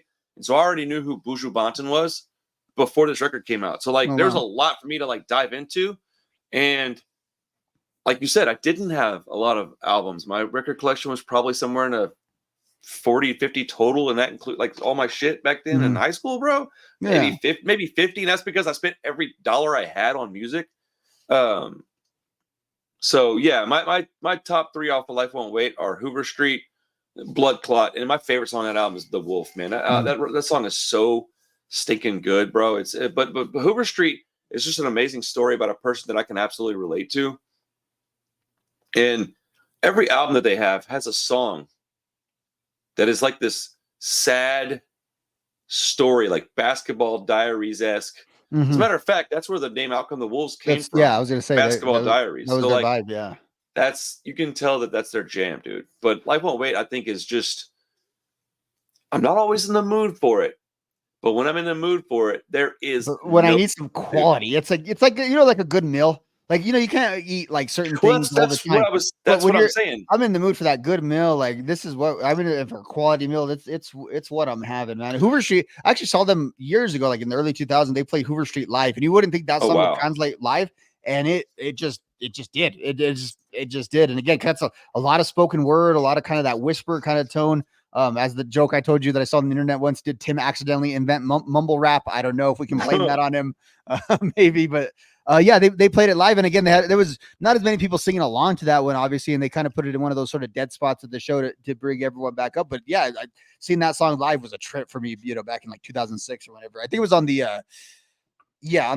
maybe on the Domino's tour, the tour they had, like the tour they did for B-sides and C-sides, even though they mostly just played, it was kind of the Indestructible tour. Right. Ended. It was that time period. That's when I fake killed my mom off to get off of work that day, and she got really mad at me because I said she got into a car accident or something so I can go see Rancid. Dude, yeah, man. Life Won't Wait is just like I said, man, when I'm not always in the mood for it, but when I'm in the mood for it, there is nothing that can replace it. There's nothing that is as good as it. It's when I need that album, and nothing that can replicate it. Let's go to the other end of the spectrum. All right, here we go. That's what you came for, folks. Let's talk about their worst album. Let's talk about Rancid's worst album. That would be Self-Titled 2000. I stand behind that. I'll die on this hill. I don't care. Fight me. This album is awful. It was a struggle for me to come up with 3 songs on this album. See, and I agree with you that, like, compared to almost everything else that they have, it's down there. I think very clearly down there. With that said, I like a lot of this album. I think this album is similar to Let's Go for me in that way, that if they just cut some of this out, there are quite a bit of good songs on there. I just think it's their Try Hard album. That's why I don't like it, because I think they just kind of tried a little too hard. Bro, to be, to do the I punk. was listening to the Punk Historian. Shout out to the Punk Historian. Mm. And he was saying it's like his favorite record. And I'm like, it's not a good record, man. It's recorded poorly. Lars's vocals are terrible in this album. It's a try-hard album. It's like exactly that's the perfect term for this record. Now, would I have made a different choice if I was in their shoes? I don't know. Probably not. But I'm not them. I am the fan, and I was so ready for a new record when this came out. I waited. I lost my dad. I'd waited 2 years. I needed a new Rancid album. Dude, the disappointment. Like, you got to think, dude, if I had discovered them with this record, totally different story. That's funny because I did. This is the record. Well, yeah, that's what blows me away. Yeah. That your opinion is close to mine even. But, like, dude, it's just the production's bad. Lars's vocals are bad. The lyrics are good. And there's a couple of good songs. But, like, overall, dude, I can't even listen to it, man. It's kind of unfinished. Wouldn't you say? Like, they could have, it's like, it could be a demo and they could go in and make these songs a lot better. It's because they wanted it to sound punk rock. It's look at us, look how punk we can still be, because they just did this whole reggae thing with Life Won't Wait. I think they were just getting shit on by everybody. They just got self-conscious, and I mean, look at the polar ends on these records, dude. You can't really get much more different than Life Won't Wait in 2000, and those are like consecutive records. And then they go back to being Rancid. It's like they stepped out of the box for like 2 records. It reminds me so much of like these other. I thought, and I always reference Metallica just because they have a story that everyone knows, and that's part of why I reference it a lot. But like that band does Load and Reload, which kind of you might say are like their Life Won't Wait, sort of like they're going off, and then they come out with Saint Anger, which they think everyone's gonna like it because it's intense. But you're kind of missing the point of why people like you. I think if that's the case in both of those bands' case, like it's not. Yes, you are the biggest badasses because that's just who you are. When you try to do that, then it kind of comes across as something that's not. Like I don't respect them for putting in like crappily tuned vocals on the self-titled album. Like, no, dude. Rancid is a quality standard. Like it's that hardcore punk rock in that like kind of almost refined way. I'm sure punk rockers would hate to hear that, but that is the best of Rancid. Dude, they can hate to hear it. So, but when Rancid is doing, a street punk record like that, it comes off as almost inauthentic to me. That's my whole gripe with it. I think Lars's vocals crack a bunch in there. Like, dude, if you're screaming so loud your voice is cracking, it's because you're not singing naturally, and you sound awesome. Just sing the right way. You're a singer. Like, everything about it, dude. The production, the sound, the song like length, the imagery on the record. Look at Lars's hair on the back. It's like they were really going for this. Like, we're dangerous. We're like, it's like, dude, chill. You make great music, they're like man. Trying to make a Casualties album. Just right in the middle of their career, and I do think like the music, like again, we always talk about this is literally the year that like Battle Legends going on tour in support of Blink-182. So I'm sure there was some flexing that they wanted to do of also we still got it kind of thing. Well, that's my whole gripe. They showed it much better like 2 years ago or 2 years later, which is funny. Like they've come out with a much more authentic, true to themselves album. I think 3 years later, and it's just weird that exists in their catalog. I find the album just puzzling almost in a way. It is very puzzling. And like, look, dude, I will say this. When I was listening to it for this video, I've listened to that album so much in the last like 18 months. You have that. Do what? That was that you have because you're always going to you're always like kind of trying to reappraise it. Because I'm trying to give it a legitimate, like, it just doesn't do it, man. It's just not a good record. The thing is that I don't know what they were feeling like when they made it, but I have to think that I could understand like why they would do this. Mm-hmm. Just because I don't agree with it doesn't mean anything. They're still my favorite band. I'd still rather listen to that album than most music in the world. Mm-hmm. So take that for what it is. I own a copy of it. You know what I'm saying? I sell it in my store. I'm not an idiot. Like, I don't, it would have been better as a different band. Like, let's start it. Based on a lot of the comment sections, every time you and I talk about it, we have the minority opinion on this. People love this record. I don't get it. Album, yeah. Like, I think it's because people don't listen to it from a musical standpoint. They just go, "Oh, it's fast, angry punk. It's the most punk. It's the most punk. It hits a lot of the pleasure centers. And if you like Rancid, it checks a lot of the to me, dude. You talk about like the artwork. It was always my favorite for the artwork. Like I was attracted to like the artwork and that kind of stuff. Not the artwork, but the imagery, I guess. That I just brought that up as an example of like what the direction. No, I know what you mean because it looks. So the artwork is cool because it looks like a street punk artwork because it's approximating that. That's why it's cool. The cover I like, but Lars's hair, he looked ridiculous in that. Look at the back cover, dude. He looks, I know he looks exactly fat too. I used to have that on my I had that on my wall. That's exactly why I know what you're talking about. So like he looks fat. I felt like I'm being mean, but like I'm trying to find a picture. There it is. Yeah, he doesn't even look like him, dude. Like Matt's got like a mohawk or something. I don't know. It just doesn't even look like them. But I'm very surprised that Brett produced this. It doesn't sound I like don't know. Yeah, that's what you would assume, right? You would assume that maybe they went out and got like, I don't know, Rick Rubin to produce it or something. You would think like they just did something else. That's what you would assume. Yeah. Because I do credit a lot of their sound to Brett, like to whatever role a producer can have with that. I do think, and they've said like he's the 5th member of the band. I do think he plays an instrumental role in their sound. And I would say though, like they did come in with some Rancid style songs. They just didn't come out with them from this album. You can tell that this was probably written around the same time that Indestructible was. I mean, Life Won't Wait was, and that they just separated the songs because while I don't like the record as a whole, there are 3 songs that I would say are pretty much bangers. Mm-hmm. Dead Bodies is one that, like, while I hate to admit it, I do like the song. Kind of a classic Rancid song. Like one of those classic live bangers. You know, you got that bass line at the beginning. It's the live song that I like it live. But Radio Havana and Let Me Go are songs that could have fit on Life Won't Wait, but they could have fit on Indestructible. So those 2 songs are both really, really genuinely good songs. I put them in playlists. I had them on comps and all that stuff. So I do love those 2 tracks. But man, it is a chore for me to listen to this record, bro. I just don't like it. It's not good, in my opinion. People are going to disagree and hate me for this. This is good. I'm going to clip this out, put it on YouTube, and just get absolutely shit on because they're my favorite band of all time. And, you don't have to agree with me, man. I don't understand why people are going to get in the comments and tell me I'm stupid, wrong, or not punk, or whatever they're going to tell me because I don't like an album. It's the weirdest thing, but it is going to happen. I don't really care, though. Yeah, and again, I think part of it is, too, because people do legitimately like this album. I have Antennas as one of my 3.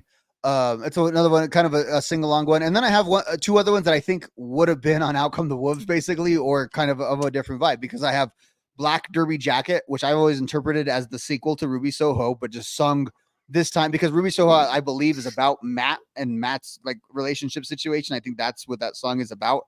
And so I think the follow-up to that song is Black Derby Jacket, where he gives the full extent of it. And then I have, which I would say was my first favorite Rancid song, was Golden Gate Fields. Although I think it was called GGF at the time. And I just thought that was like kind of that classic Rancid thing. Whenever Tim goes into the thing, this is not a Churchill Down, this is not a Hollywood Park. When the field's wide open, I'll pick the horse that's got the biggest heart. Like, to me, that's a Rancid. That's like an Out Come the Wolves sort of like tear, heart wrenching kind of line. And I've always liked the little part at the end where he goes back to the East Bay and runs into his friend Big L, and the whole thing about Big L not doing so well. Like, there's no real point to it. It's just something I've always liked. And I always liked how, this is Rancid, we'll see you next time, when they sign up. I've always just liked the vibe of that song. You talk about like 7 years down, or some of those songs not going to the end of the albums. That's when I definitely would always go to the end of with the Golden Gate Fields. Also, shout out to Rwanda and Radio Havana, because those are just fun songs too. Well, I'm a little surprised that we disagree on the top 3 for that album, but it's not something I would worry about. I think it's going to be funny in like 15 more years when I just totally flip my script. But it's your favorite album. I suddenly love this record, because that could happen. And I did it with Blink-03, man. I did it with Blink-03. It can happen. God, that record sucks so bad. I got a shirt now. I got a shirt that my mom has to wash because it's white, pink, and neon green. That's what's going on. Dude, I hate that album. I tried to like that record. I just don't, man. Okay, let's move on. Another album that came out in 2003. Speaking of that year, right? Let's see. Let's talk about the time that Rancid absolutely did not sign to a major label with 2003's Indestructible. This album is polarizing, bro. People hate this album, and then people love this album. There's not a lot of gray area, man. It is interesting. But this is one that I was 21 years old, very much in love with somebody that wasn't loving me back, and a full-blown alcoholic. And so when this record came out, I remember buying it and listening to it on the way to band practice and literally crying because I got it. Like I understood it. And I'll just spoiler alert, Fall Back Down is not on my top 3. But at any day of the week, it could be my favorite song of all time. That song is so good. I don't understand why people don't like it. I think they associate it with the music video and I don't like Kelly Osbourne. That's stupid. Who cares? We all have friends that aren't punk. Like, let's just be real. That sucks. You're friends with Ozzy's daughter. Yeah, what a poser, dude. I was more upset that they were hanging out with Good Charlotte, dude. Like, good grief. But then again, who cares? Like, who cares about those guys hanging out with those dudes? Like, if I had the opportunity to hang out with those dudes, I probably would. I'm over here being a hater. That's like a mutual thing too. Like, we're giving you this credibility to this newer, kind of band, this pop band. And at the same time, we're exposing all these, like middle school kids to Rancid by seeing this stuff in this video that got played on TRL. So like, it was very much thought of. Again, Kelly Osbourne's like one of the biggest celebrities in alternative culture, definitely at that time and place. Right. And was legitimate friends like with the band years after too. So it wasn't like they just picked her up for a video. Like they were friends. No, I think they were all just kind of hanging out and then they just shot the video. But okay, you're 5 years younger than me? Yeah. So this is my album. This is my album. Okay. This is the album. I said it when we talked about it, but I kind of want to reclarify it. It's not my favorite album, but again, as you said, on any day, it kind of can be. Everyone would ever really pass Out Come the Wolves, but it could, like that mythical number 2 spot, it could kind of fill that at any time. I put it like a number 3 when I did my all-time record, and it means like the most to me in that sort of way, because I have never liked punk rock more than I did when I was 16, when it came out. It came out right at the end of, I want to say, right at the start of like my junior year of high school. So really right at that prime time where you're like 16, 17, right there. Well, it just, and again, it was like, it was a lot of like, I listened to it today. It's, again, Out Come the Wolves is more of a punk record than you remember. This record is actually more of a punk record than you remember. It's just produced in that early 2000s kind of polished way. So I think it sounds just, there's a sheen to it that nothing else in their catalog really has. Combine that with the video and stuff, and it has a reputation for being more of a pop record than I think it actually is when you just listen to this song. It's just a very clean record. It's not necessarily a very poppy record.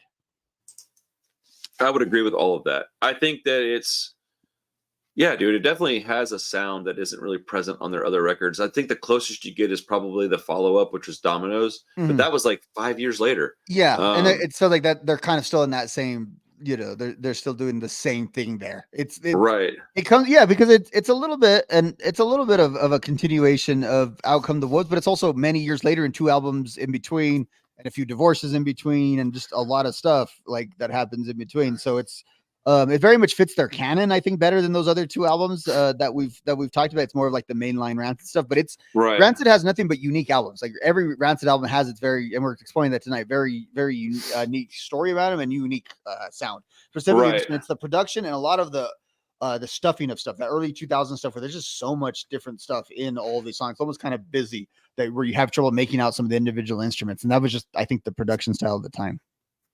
There is a lot going on in each song. That's a good point. I like that you pointed that out. I think that cool, like being cool, is kind of dumb because nobody is eternally cool. Everybody gets old. Everybody gets lame. Everybody, right? Good point. So, this album's uncool. That's a good point. I don't want to cut you up, but that's a good way. If this album has a reputation, it's for being kind of the uncool one. Yeah, because it's got Fall Back Down with Fall Back Down. You're going to help me back up again. Dude, one of the most important songs to me probably ever written. And then he's got like was it Tropical London? And then it's got like it's got the one with Rob singing on it. Is that Tropical London? No. Tropical London's number 13. Red Hot Moon. Red Hot Moon. It's got Red Hot Moon where they didn't try. They gave Rob some shine so they could do transplant stuff, But that's them being unabashedly them. Tim is a romantic, dude.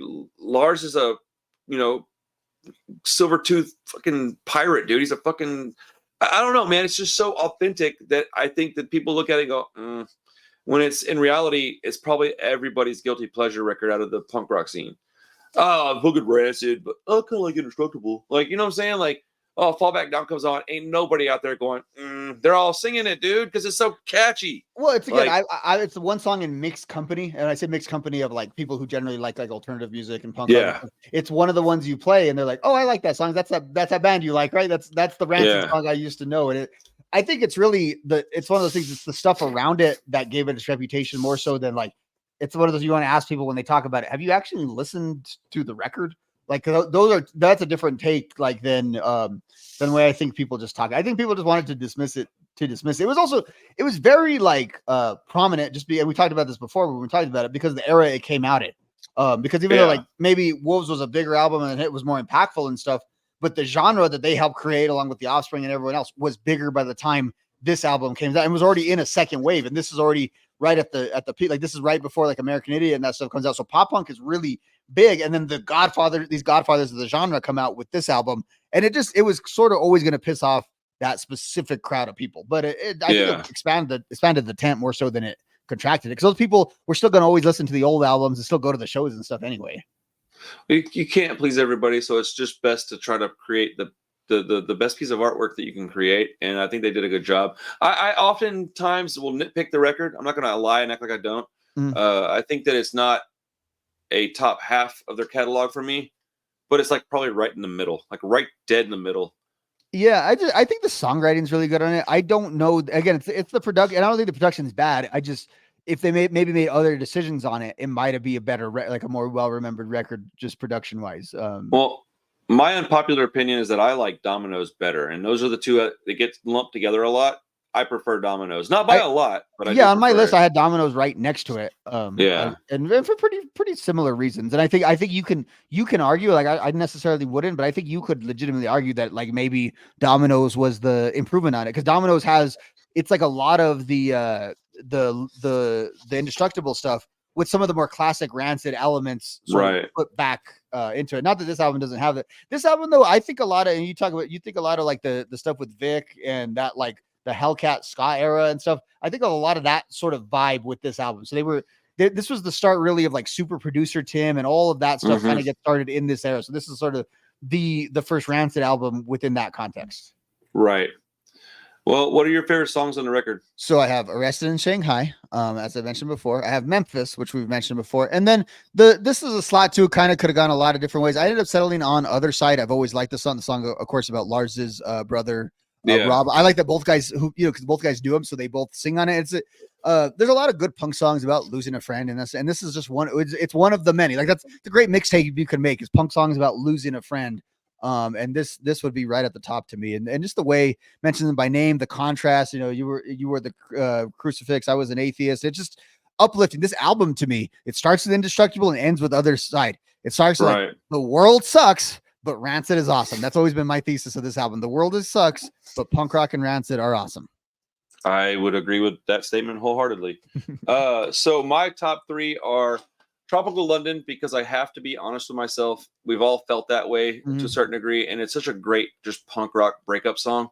We don't have a lot of those that are really actual punk rock songs. This is so just, here's how I feel if you don't like it. Like emo songs, they try to be clever, and they try to be, look how smart I am, look how articulate I can be, and look how big words I can use. Dude, he's just like, no, man, you're fucking up here. Don't do this. You did it. Yeah. Bastard.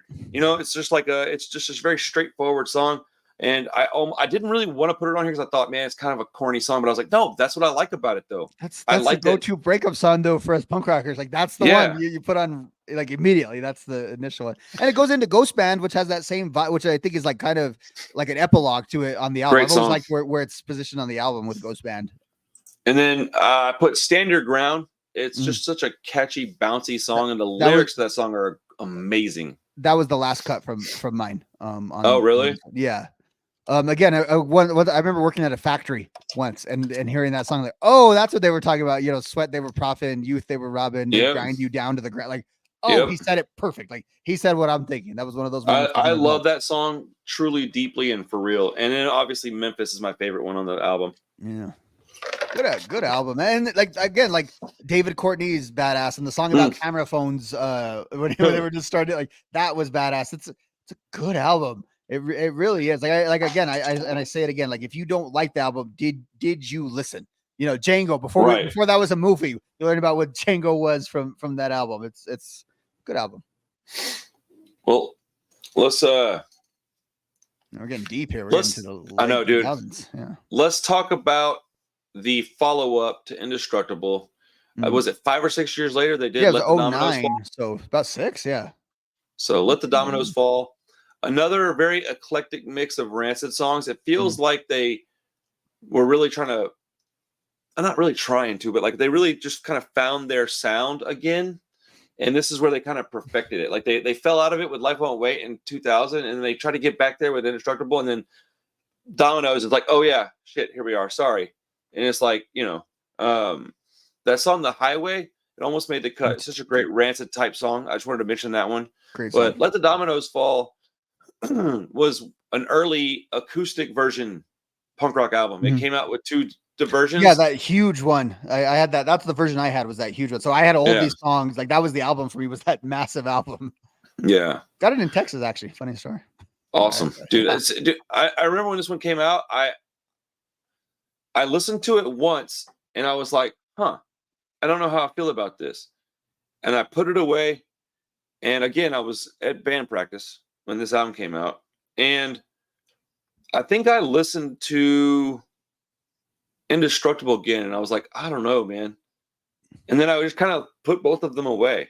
And years later, I rediscovered Dominoes and was like, oh no, I just needed to wait until it was appropriate. I need this album in my life, because East Bay Night is so perfect and beautiful. I love that song. When he says, I heard the freeway fall, like that's such a funny line, the way he delivers that. Like talking about the earthquake, you know, I've heard the freeway fall, just, you know, and you know what he's talking about. It's like, didn't even have to fit in a lot of words in there. That's such good songwriting on that song. It's also got one of their best songs of all time, like lyrically. But I don't know, man.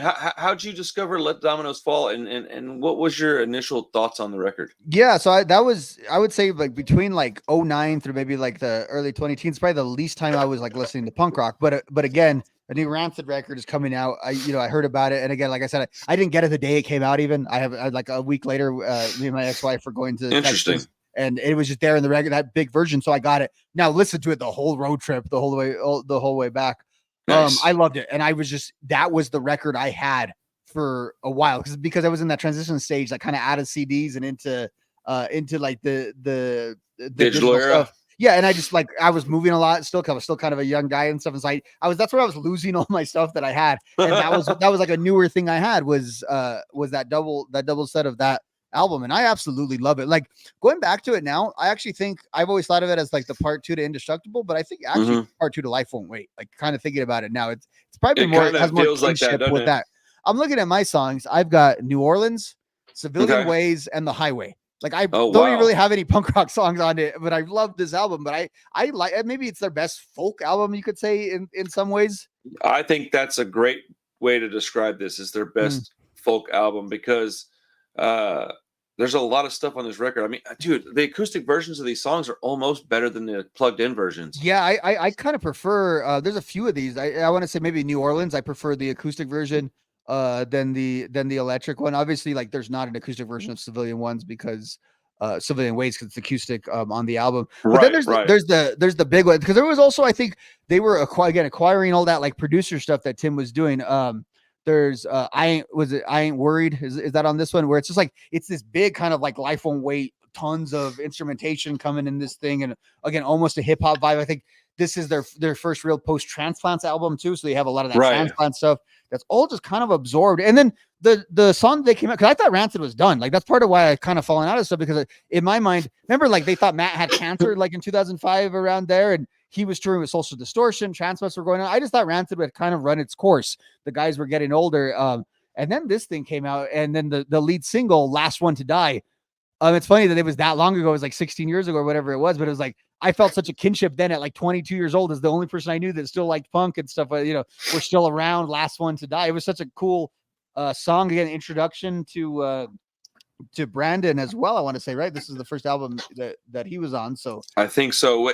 Last One to Die was their lead single? Yeah, that's like how I became aware that there was a new Rancid album coming out, is because that alternative station I was telling you about was playing. Dang, that's good. That's an underrated song.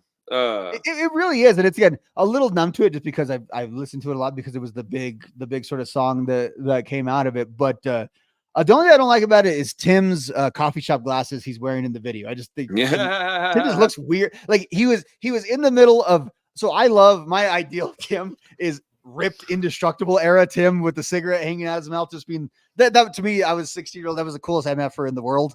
Right.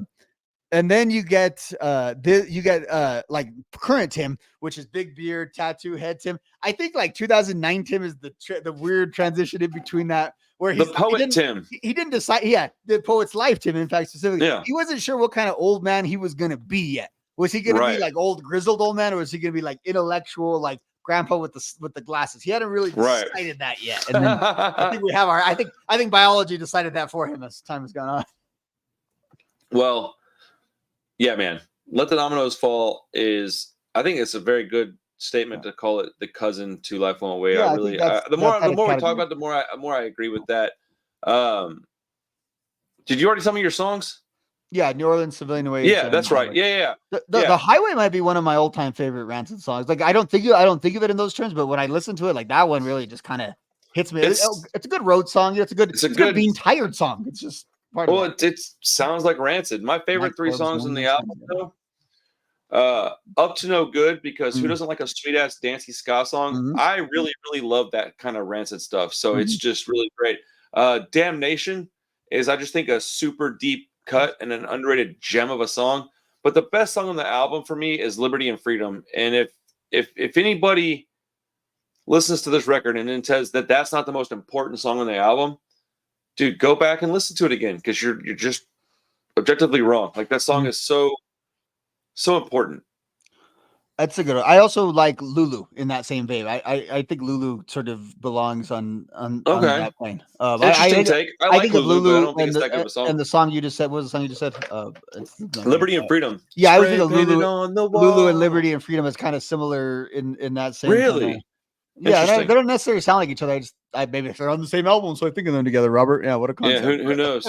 That's interesting, man. I'm getting my throat's starting to act up. I need to move right through these next couple albums. I don't have as much familiarity with these two albums as you do. I do, so we'll make it quick. I can kind of just give my song. We can kind of Well, let's move along to the. Oh crap! Sorry. My computer's acting stupid. All right, let's talk about their two, I would say, like stepchildren albums, man. Like it's like the two that, if you're my age and your age, you may not care about these as much. But if you're, let's say, 10 years my junior, these might have been the ones that came out along the lines of the And Out Come the Wolves and Life Won't Wait for You. But Honor's All We Know, I wasn't listening to punk. So where you did with the Dominoes is what I was doing with these two. I wasn't really listening to punk. I was trying to clean my life up. I was trying to get my shit together. So when I heard these, it was way after they came out. I had no idea they even existed. And then when I found out they existed, I was really upset that I didn't know. I felt like I was selling them out. I felt like I owed them enough of my attention because of how much they helped me in my life. So I dove into these with a completely open mind. I didn't have any kind of weird, and I didn't read no reviews. I didn't know if people liked them or not. I just was like, oh shit, two albums I never heard. I dove into them and I was like, yo, these must be like hugely popular. No, people really just didn't give a shit about them. I don't know. I don't get it, man. I've heard some weird they don't really have bad reviews, we should say, but people just kind of didn't care. Yeah. It's like people were being spoiled because they had so much good shit that they were like, oh, okay, cool. More great music. I don't really need it. Plus, we're looking at the digital age now fully in bloom, and they're not a digital age band per se. So no, and their fans wouldn't necessarily be either, and that's like, because again, we told a lot of stories on this show of physical media and this band, and here's where that really comes to fruition here. Yeah, and these albums, if we go to any record store, they're there partially because no one buys them. I think is part of why they're always there, and they're relatively new and mass released, and that kind of thing. I can't say you're wrong about that though. But I think it's disappointing because they're full of great music. And we'll talk about Troublemaker next because I really love that record a lot. But Honor's All We Know. Let's make this one kind of quick. I might double up this one in a clip because I don't think we have a lot to talk about either of these records without just repeating stuff that I think about both of them kind of. But Something to Believe in a World Gone Mad is a great rock and roll song, and I want them to play that song live so bad. I love that song. I hear a lot about Tim's vocals in this record, and I don't understand the hate. I don't like him. I don't like his vocals in this record at all. He Yeah, sounds I don't. He sounds sick. Like, and why were his like? Did he heal by the time we got to the most recent record? Like, I don't understand what happened. I don't see where the sound sick thing comes in at all. I think maybe one day if we get to hang out again, I'd love to sit down with you and listen to this one, and maybe we could do like a live spin through the record, and like sincerely, I just want to sit down and go, okay, where are you hearing this? Because I don't hear it. I just hear them recording in a different way a little bit. Like they're just, how many years was it between Dominoes and Honor? So like a few, right? 09, so about 5 years. Yeah. So especially in later in life. Those are big years. Like that's significant. Yeah. So maybe they were just like, we call it ring rust in the UFC. Maybe they had some ring rust. They were just getting back to it. I don't know. I think so. I like his vocals on this album quite a bit, actually. And if anybody that doesn't like his vocals that likes the 2000 album, your opinion is null and void because you know what I'm saying? It wouldn't make sense at all. But Collision Course, I actually wrote down. I love Tim's voice on this one. The rhythm is great, and they do the dual vocals thing on this song. I really, really like it. Any song that mentions Creedence is also a win. So, yeah. And then I put, my favorite song on the album is Evil Is My Friend. And then I put ... You see a trend here? Because that's like all the ska songs that they put out. I just like them all. So did you even come up with 3 songs that you really like? I did. I like the opener, Back Where I Belong. I've always kind of liked that song. Great song. I have Evil Is My Friend, as you did. Yeah. And then I had Everybody Suffering, because I think that's a badass song. Also a great song. Well, to me, this album, I'll say real quick, this album specifically is just kind of there. Like I said, taken for granted. Like I think it's a good collection of Rancid songs. Taken for granted is a perfect description. It just doesn't pull me. It doesn't pull me in. Dude, if any other band on the face of this planet put this record out, we'd be like, holy shit, that band's good. Dude, man, that band sounds like Rancid, and they were pretty good because these are good. These are legitimate Rancid songs. I don't think they rest on their laurels. It just kind of, for me, came out that way. Well, I think we're spoiled is what it really comes down to. I mean, think about it. How often do you have a band that has 10 awesome albums? Again, even the self-titled 2000, I can still pick a few songs off it that I like. The digital era, as you're saying, what that also implies too is now I can only listen to Out Come the Wolves like on permanent, and it's awesome. Like I don't have to, like, my CD's not gonna melt. I'm not gonna lose it. So it's hard to go to the top of our conversation. It's hard to go to some of these albums sometimes that come out in later years because we're so spoiled and the access is so easy. So we just do what's comfortable all the time. All the legacy bands that had albums come out in this little, like, I'd say 6-7 year era, they had this like dip in like popularity, I think, as far as just numbers and stuff. Like their shows were probably sold out. Their albums probably did well with the old heads, but the younger generation wasn't getting to them because I think there was this like mass confusion with digital age, and people weren't really sure how to do it necessarily. And the whole reason I started going on YouTube and wanted to talk about this stuff because I felt like it was getting lost. I felt like the history was getting smashed, and people were dismissing it as like adolescent music that didn't really matter. When wait a minute, you like all this indie pop, all this stuff. Guess where all that stuff originates? It originates right here in punk rock, right with these guys. That's why all those bands wear these guys' t-shirts because they inspired all of that. And there's just this learning curve that we just weren't really ready for, I think. And a couple of years later, I think that they kind of came back with Troublemaker, and I think that this is like this is like your first at bat was Honor, and then when you come up later in the game and you're ready to hit a home run, you hit Troublemaker. And I absolutely love Troublemaker. It is a top 3 Rancid album, and I listened to it in its entirety twice this week in preparation for this video, trying to come up with 3 songs that I could take off of it, because to me, this is one that makes me feel like you do about Indestructible. Like, this is my album. I love this album. I don't care if anybody else does. It's great. It's an amazing, amazing album, and it's got one of my favorite songs by them of all time. So, Troublemaker, I didn't know about this when it came out, so it's a weird. So this to me is like full digital age now, because Honor Is All We Know. I told the story before, like that's when I learned that people uploaded music to YouTube in 2014. But I remember looking for like news about it or whatever, and it's like the whole album was uploaded. So that's how I first heard Honor Is All We Know. I was like, that's pretty good. And then I never listened to it again.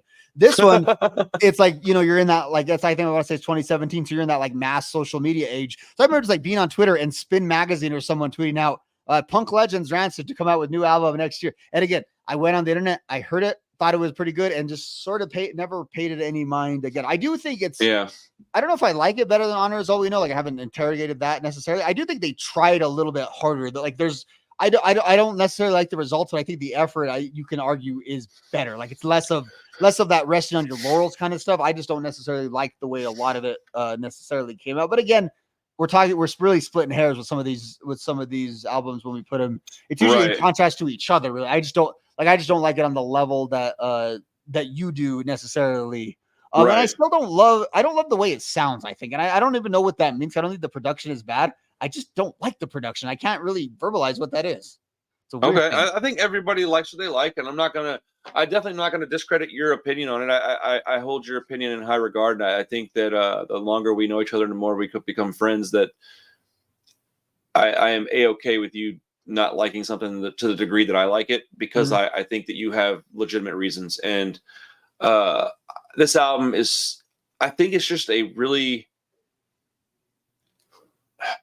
in their life of this band, they hit these little blips where they go, poof, here's some pretty perfect shit, man. And then they come back down to like where it's just like greatness, right? And this, poof, here's some more perfect shit. And I feel like Troublemaker was kind of one of those blips, dude. And I think that their last album might even be one of those blips. But Troublemaker, it's a great song. I should say it's a great songwriting album. I want to point that out. The songwriting, I think, is really good on Troublemaker. Well, yeah, if you can see my notes from this end, my notes for Troublemaker are longer than they were for any other album on the whole list. And it's not that I wrote a ton. I just wrote more about it. I put my top three. I'll just read them out. Telegraph Avenue. What a great opening guitar lead. An awesome story song. I love the way this one is put together. Also, Tim is doing Tim things with his vocals, and I love it. It sounds like an Out Come the Wolves era Rancid song, in my opinion. That whole it's just, I hear that, I go, huh? Because I know that sound. It's Lars's guitar. I know that guitar tone. It is beautiful to me. Also, I put, is it Bover or Bover? I'm not sure. Yeah. I don't. So whatever, Balver Rock and Roll. I have misread and mispronounced this song for years until somebody pointed out to me on this channel that it was two V's and not a W. I think I just misread it. I think I was calling it Bower, and they were like, no, it's Bover or however you say it, whatever, man. It's got a piano in the song, which I really, really love. It's anthemic rock and roll, and I feel like the general public would treat it as a pro-America song like they do with Born in the USA, and I think that's really funny. Yeah, you missed the subtlety. You missed the point, yeah. It's got a great solo in the song, but it's one of those ones that gets me stomping my feet. And while I can hear it, rah, rah, red, white, and blue, I also know what it actually means. So I go, nah, not really that. I'll take this one, though, and I'll carry it with my, backpack on. This is my, marching song. It's just such a great track, man. But an intimate close-up of a street punk Troublemaker. We talked about it earlier in the podcast. Woo, that song is heavy, bro. That is a great song. Amazing melody, great chorus, and more of that Out Come the Wolves feeling to me personally. So I have two of the same that crossover for you. I have Intimate Close-Up, as we talked about, and then Telegraph Avenue, which I think that was like, most people that are in our vibe are going to have that song. Right. And then I have, and again, it might just be because it's one of the more popular songs on the album and they play it live a lot. I have Where I'm Going. I think that one, when I would hear Where I'm Going live, I don't know what I've been, what I'm doing, when I'm going. I've always thought where I'm going. Yeah, that's a great song. More recently, when they broke that out live and I would watch clips on YouTube, I thought it was a song from like Self-Titled or something that I was unaware of. Like I did not realize that it was a recent period Rancid song. Like to me, that's another song too that just sounds like it would be. It sounds like Life Won't Wait. Yeah, it sounds like it'd be from the state past. Of mind. Yeah. Yeah, it's got that peppiness to it. Yeah.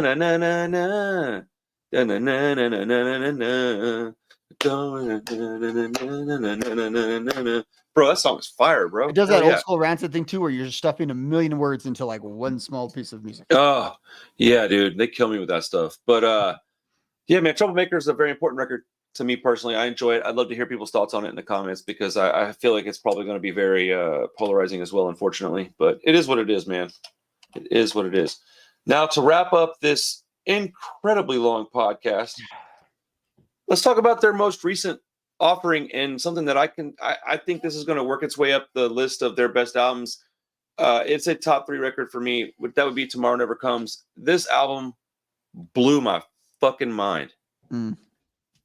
Like, I don't know what else to say about it, dude. It blew my mind, bro. Like, no, it did. Yeah, it's a big reason why you and I do this together. I think was this album coming out and Rancid, a little bit of run, but I don't know if I still haven't decided if I'm gonna put it as high on the all time rankings as you haven't. Going back through it this week, I like listening to it next to everything else, like, oh, okay, maybe was I a little bit into it at the time? I think there's no bad songs on it. I think the floor is so high on the album, and the good songs are really, really good, which is kind of a formula for a really good album. It's a little stuffy in some ways, in that there's not a lot of ska, there's some positive songs, but it's not a very fun album anyway. It's very much more of an intense album, but there's sort of like an old man wisdom to it as well, which kind of gives it its true charm. And then we've talked about it before. It's Brandon's record, like it's the record Brandon kind of got to show off. Well, so okay, one of the reasons why I like it so much is that I think it sounds the best they've ever sounded. Like it just sounds. The vocals are crisp and clean. The drums are freaking amazing. The guitar tone's wonderful. I like the absence of ska on it. I'll take this fast, short record. I don't like long albums. Yeah, man. I put it with stuff like Out Come the Wolves because when I want to hear an album like this, there's not a substitute. It's the same thing with Out Come the Wolves, which is why I like it so much. I can honestly lump in Dominoes, Indestructible, Troublemaker, Tomorrow. Those all could be lumped together for me, and they all have the very, very similar sound and structure. But Tomorrow Never Comes doesn't sound like that. It does have a feel of Let's Go or Out Come the Wolves. It sounds urgent. It also mirrors where I'm at in my life. The lyrics on this album, people said they were lazy, and I just don't get it, man. I don't get it. The lyrics are powerful in this record to me. I mean, to me, like I've told you before, I don't listen to it a lot because it's such a sad album. Like that's why I put that on my thumbnail of like, this is sad. Like this album is a kind of like it's very much what an old man might put out. You know what I mean? Yeah. And like I said, even the uplifting song is called Drop Dead In. I mean, that's where we're kind of at with this. I do think there's a lot of like, you might argue frivolous storytelling on this one if people want to say that the lyrics are lazy. Like I can understand that criticism because there's like a lot of songs about like labor and pirates and stuff like that kind of on this song. But I think you're kind of missing the metaphors that those songs be for anyway. So I do kind of get that. Some of those songs are a little like less personal, but the personal songs are super personal. On this album. Well, I really can relate to this album a lot. I feel like a real kinship with a lot of the lyrics on this one. I personally feel that like over the next 5 to 10 years, once we're removed from the release date of this album, that we're going to find it very important. I think as you age, you'll find it more important. And there's another thing about this record that I don't talk about much that I think I need to bring up because it's unique to my situation, and that this is the first record that Rancid's released that I knew about since my kids were born. So when this album came out, I was excited. I was talking about it. I knew it was coming. They heard the singles. They were in the car when it dropped, and I played it whenever. Like my son told me, "Hey, I like this album. I want to see them live one day." My daughter loves this freaking album. So like, there's a certain amount of importance that's going to be placed on this record because of things that I can't control, and this album literally reminds me of my children. I'm looking at the wall. I got this piece of artwork on the wall from this record, and I think about my daughter immediately. So the reason I have the top 3 songs I have, kind of for that reason, but I'll tell you what they are real quick. My number 3 is Devil in Disguise. That is because my daughter loves that song. She sings it at the top of her lungs when it comes. Dude, I'm talking eyes closed, little tooth missing, singing that song like a motherfucker, bro. And she'll look at me. Yeah. She'll look right at me and go, who's around you? And she'll be singing her little heart out, man. And I'm telling you, dude, I almost got in a car accident because she was doing that shit to me. And I kept looking at her, and I just found it so heartwarming and adorable. And my little punk rock kid, dude, it was just amazing, bro. And then you have Live Forever, which you don't know why I like that song. You don't pay any attention to what I'm saying. So that song's just badass and short, fast, to the point. Very much international cover-up style. Same vibe. It reminds me of Spirit of '87 too from Indestructible. That one, the Saturday, where I was thinking that's kind of like a sequel song to that. Yeah, dude, same content as that song, same vibe as International Cover Up. And then Tomorrow Never Comes is my favorite song on the track because, damn it, they didn't pick just the perfect song to hook us all. Here, check out our new track, dude. New album coming out in 2 months. Boop, and we were like, what the fuck? I think everybody collectively shit their pants when that song came out, dude. I don't know anybody that didn't like that song. Yeah, and the thing about it, because Troublemaker is a lot more of like a an artsy kind of album, and then all of a sudden that came out. It's like, okay, that's how you do a midlife crisis. That's how you get old. You don't do the midlife crisis. You just age gracefully. That's what they were doing with that album. Yeah. Yeah. So I think it's about as good as you're going to get from a band at this stage in their career. I mean, dude, you're not getting Metallica albums that are this good. I'm sorry, but the Blink album isn't this good. The Green Day album isn't this good. I will say the Alkaline Trio album is probably as good. That album is fucking great. Man, that's a good record. That Alkaline. No, you don't agree? No, I don't know where I would rank them. I don't know where I would rank them. Those albums are all really, really good to me. So I haven't really. Dude. Well, the Green Day album, man, I've cooled off on a lot. Like, it was great the first time I heard it, but like, I haven't listened to it much since because it doesn't make me feel anything. Yeah. So this record makes you, if anything, this record makes you feel a lot. Very emotional. Well, in all fairness, I'm not as big a Green Day or a Blink fan as I am an Alkaline Trio or Rancid fan. I have to stipulate that because it wouldn't be fair not to. But the Green Day record is very good. It's not a punk record, so I don't resonate with it. I mean, I like a lot of the lyrics, but it's very much made for a younger audience, dude. That record's not made for me. So songs about 1981 aren't made for you. No, I said that was a joke. Well, yeah, I mean, I totally understand the joke, but it's like, man, they're kind of not, dude. They're made for these young kids that want to go back to 1981. But so I was looking at this, and it's funny because I don't like. Okay, so I agree with everything you're saying about Devil in Disguise and the title track and all that. But I kind of like the song's a little bit different vibe on this because I have my top 3. I have Road to Righteousness. Good song, man. Drop Dead In, and then it was between New American or Prisoner Song, and I ended up going with Prisoner Song. But I think they have very kind of similar, very similar songs. So it was kind of hard to. So like I was looking at like, should that have been New American? I kind of like Prisoner Song a little bit, but for me, the gem on there is Drop Dead In. I love that. To me, there's not enough Lars on this album. The Drop Dead and there should be a little bit more because his parts on this album to me are just so good. And that's when you make it through with the 3 of you, like it's just a good song. Yeah, that's a great line in the whole. That's probably the best line in the whole album. But like I like that there's very little Lars because it leaves you wanting more. I think they could have made it where you were like, I wish there was a little less. I really do think that could have been a thing, but like it's a very crisp album. Right? We should say that too. It's very easy.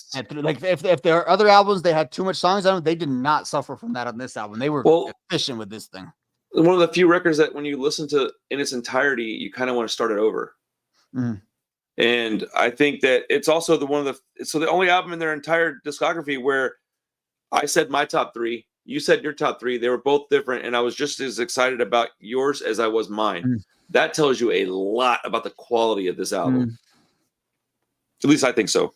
Yeah, no, it really it's a good, and even the song like When the Smoke Clears or Magnificent Road, like some of the only one I don't say I wouldn't care for is the Mud Blood and the second song. It's a little odd. It's just kind of a little odd. I don't know what it is. It's cool. Like, I feel like it's one that one of the band members really liked, and that's why they got there. I feel like Lars was pushing for that or so. I feel like Lars was in a Viking mode and he wanted to do that song. And the only one that I could do without is probably Magnificent Rogue. I just don't like. There's just like 80% of it's really good, and then there's this one Magnificent Rogue. I'm just like, oh, bro. Like, What's the other one though? Is it Unholy? Come down that unholy road. That's Magnificent Road. Okay, maybe I do like that song quite a bit actually. Huh? So that's what I've seen you get loaded. You do. Yeah. I'm not really a fan of that one. I like it. Like it's better than. Well, it's better than the entire new Green Day album, but it's not my favorite favorite song on the album. But like again, that's nitpicking. That's me. That's me going. Which of my favorite foods do I not want to eat today? Like, well, I guess I'll just not eat French fries today. Like, French fries are fucking awesome. I mean, a band who dropped their first album 30 years before this one. That's pretty darn good. That's what they're dropping. I mean, that is pretty wild. 30 years. Again, Fat Mike says it all the time. Like whenever he releases a new NoFX album and people don't like it, you're like, remember, you guys all hated those Ramones albums till they became classic, 20 yeyears after they were released. That's very, very true. And I think that could happen to Troublemaker, and it could happen, to this one. So, right. Speaking of the Ramones, my throat is toasted, dude. It legitimately hurts. I got to get out of here. Next week we're doing the Ramones. We're gonna just talk about them and some of our favorite songs by them. It'll more or less be Rob giving me a history lesson on the band and me asking questions because I've learned quite a bit over the last 7 days. I'm planning on learning more. So I would say the way he feels about Rancid, even though Rancid is also like my favorite band, is the way I feel about the Ramones. Like I attach a little bit more of that emotion to it. Again, like these are though my two favorite bands we're talking about in consecutive weeks, which is awesome. Let me just say that in watching the Ramones documentary, I'll just give you guys a little hint of what's to come. Two things. One, there was more Chuck Berry worship in their documentary. I don't know if you saw it, but it made me laugh out loud twice. Shit out. And then I have to concede something that you said was absolutely correct. We'll get to that more next week. But I know I wanted to give this to you because I got to have mine with the Chuck Berry thing. Mm-hmm. Now I get to concede that I was absolutely wrong about something, misunderstood this assignment completely. And I'm excited to talk about it and let you have your flowers because I think you deserve them because I think you were right. And I have to look at something different now. And I don't often do this. So can we call your wife in to make sure you're admitting that you were not correct about it? So she might want to document that for posterity. We can absolutely do that. She will laugh in my face. So, all right, everybody. Thank you. If you're still here, I appreciate it. This is a very long episode, but we love you guys. We love this music. And as gay as we can get, we love each other. Let's go. All right, Rob, I'll talk to you next week, brother. Have a good day. My birthday's Sunday, so I'll probably talk to you around that time about like podcasting stuff, but it's same time, same day. Yeah. Cool. All right, everybody. We'll see y'all later, man. Have a good night. Have a good weekend. Peace.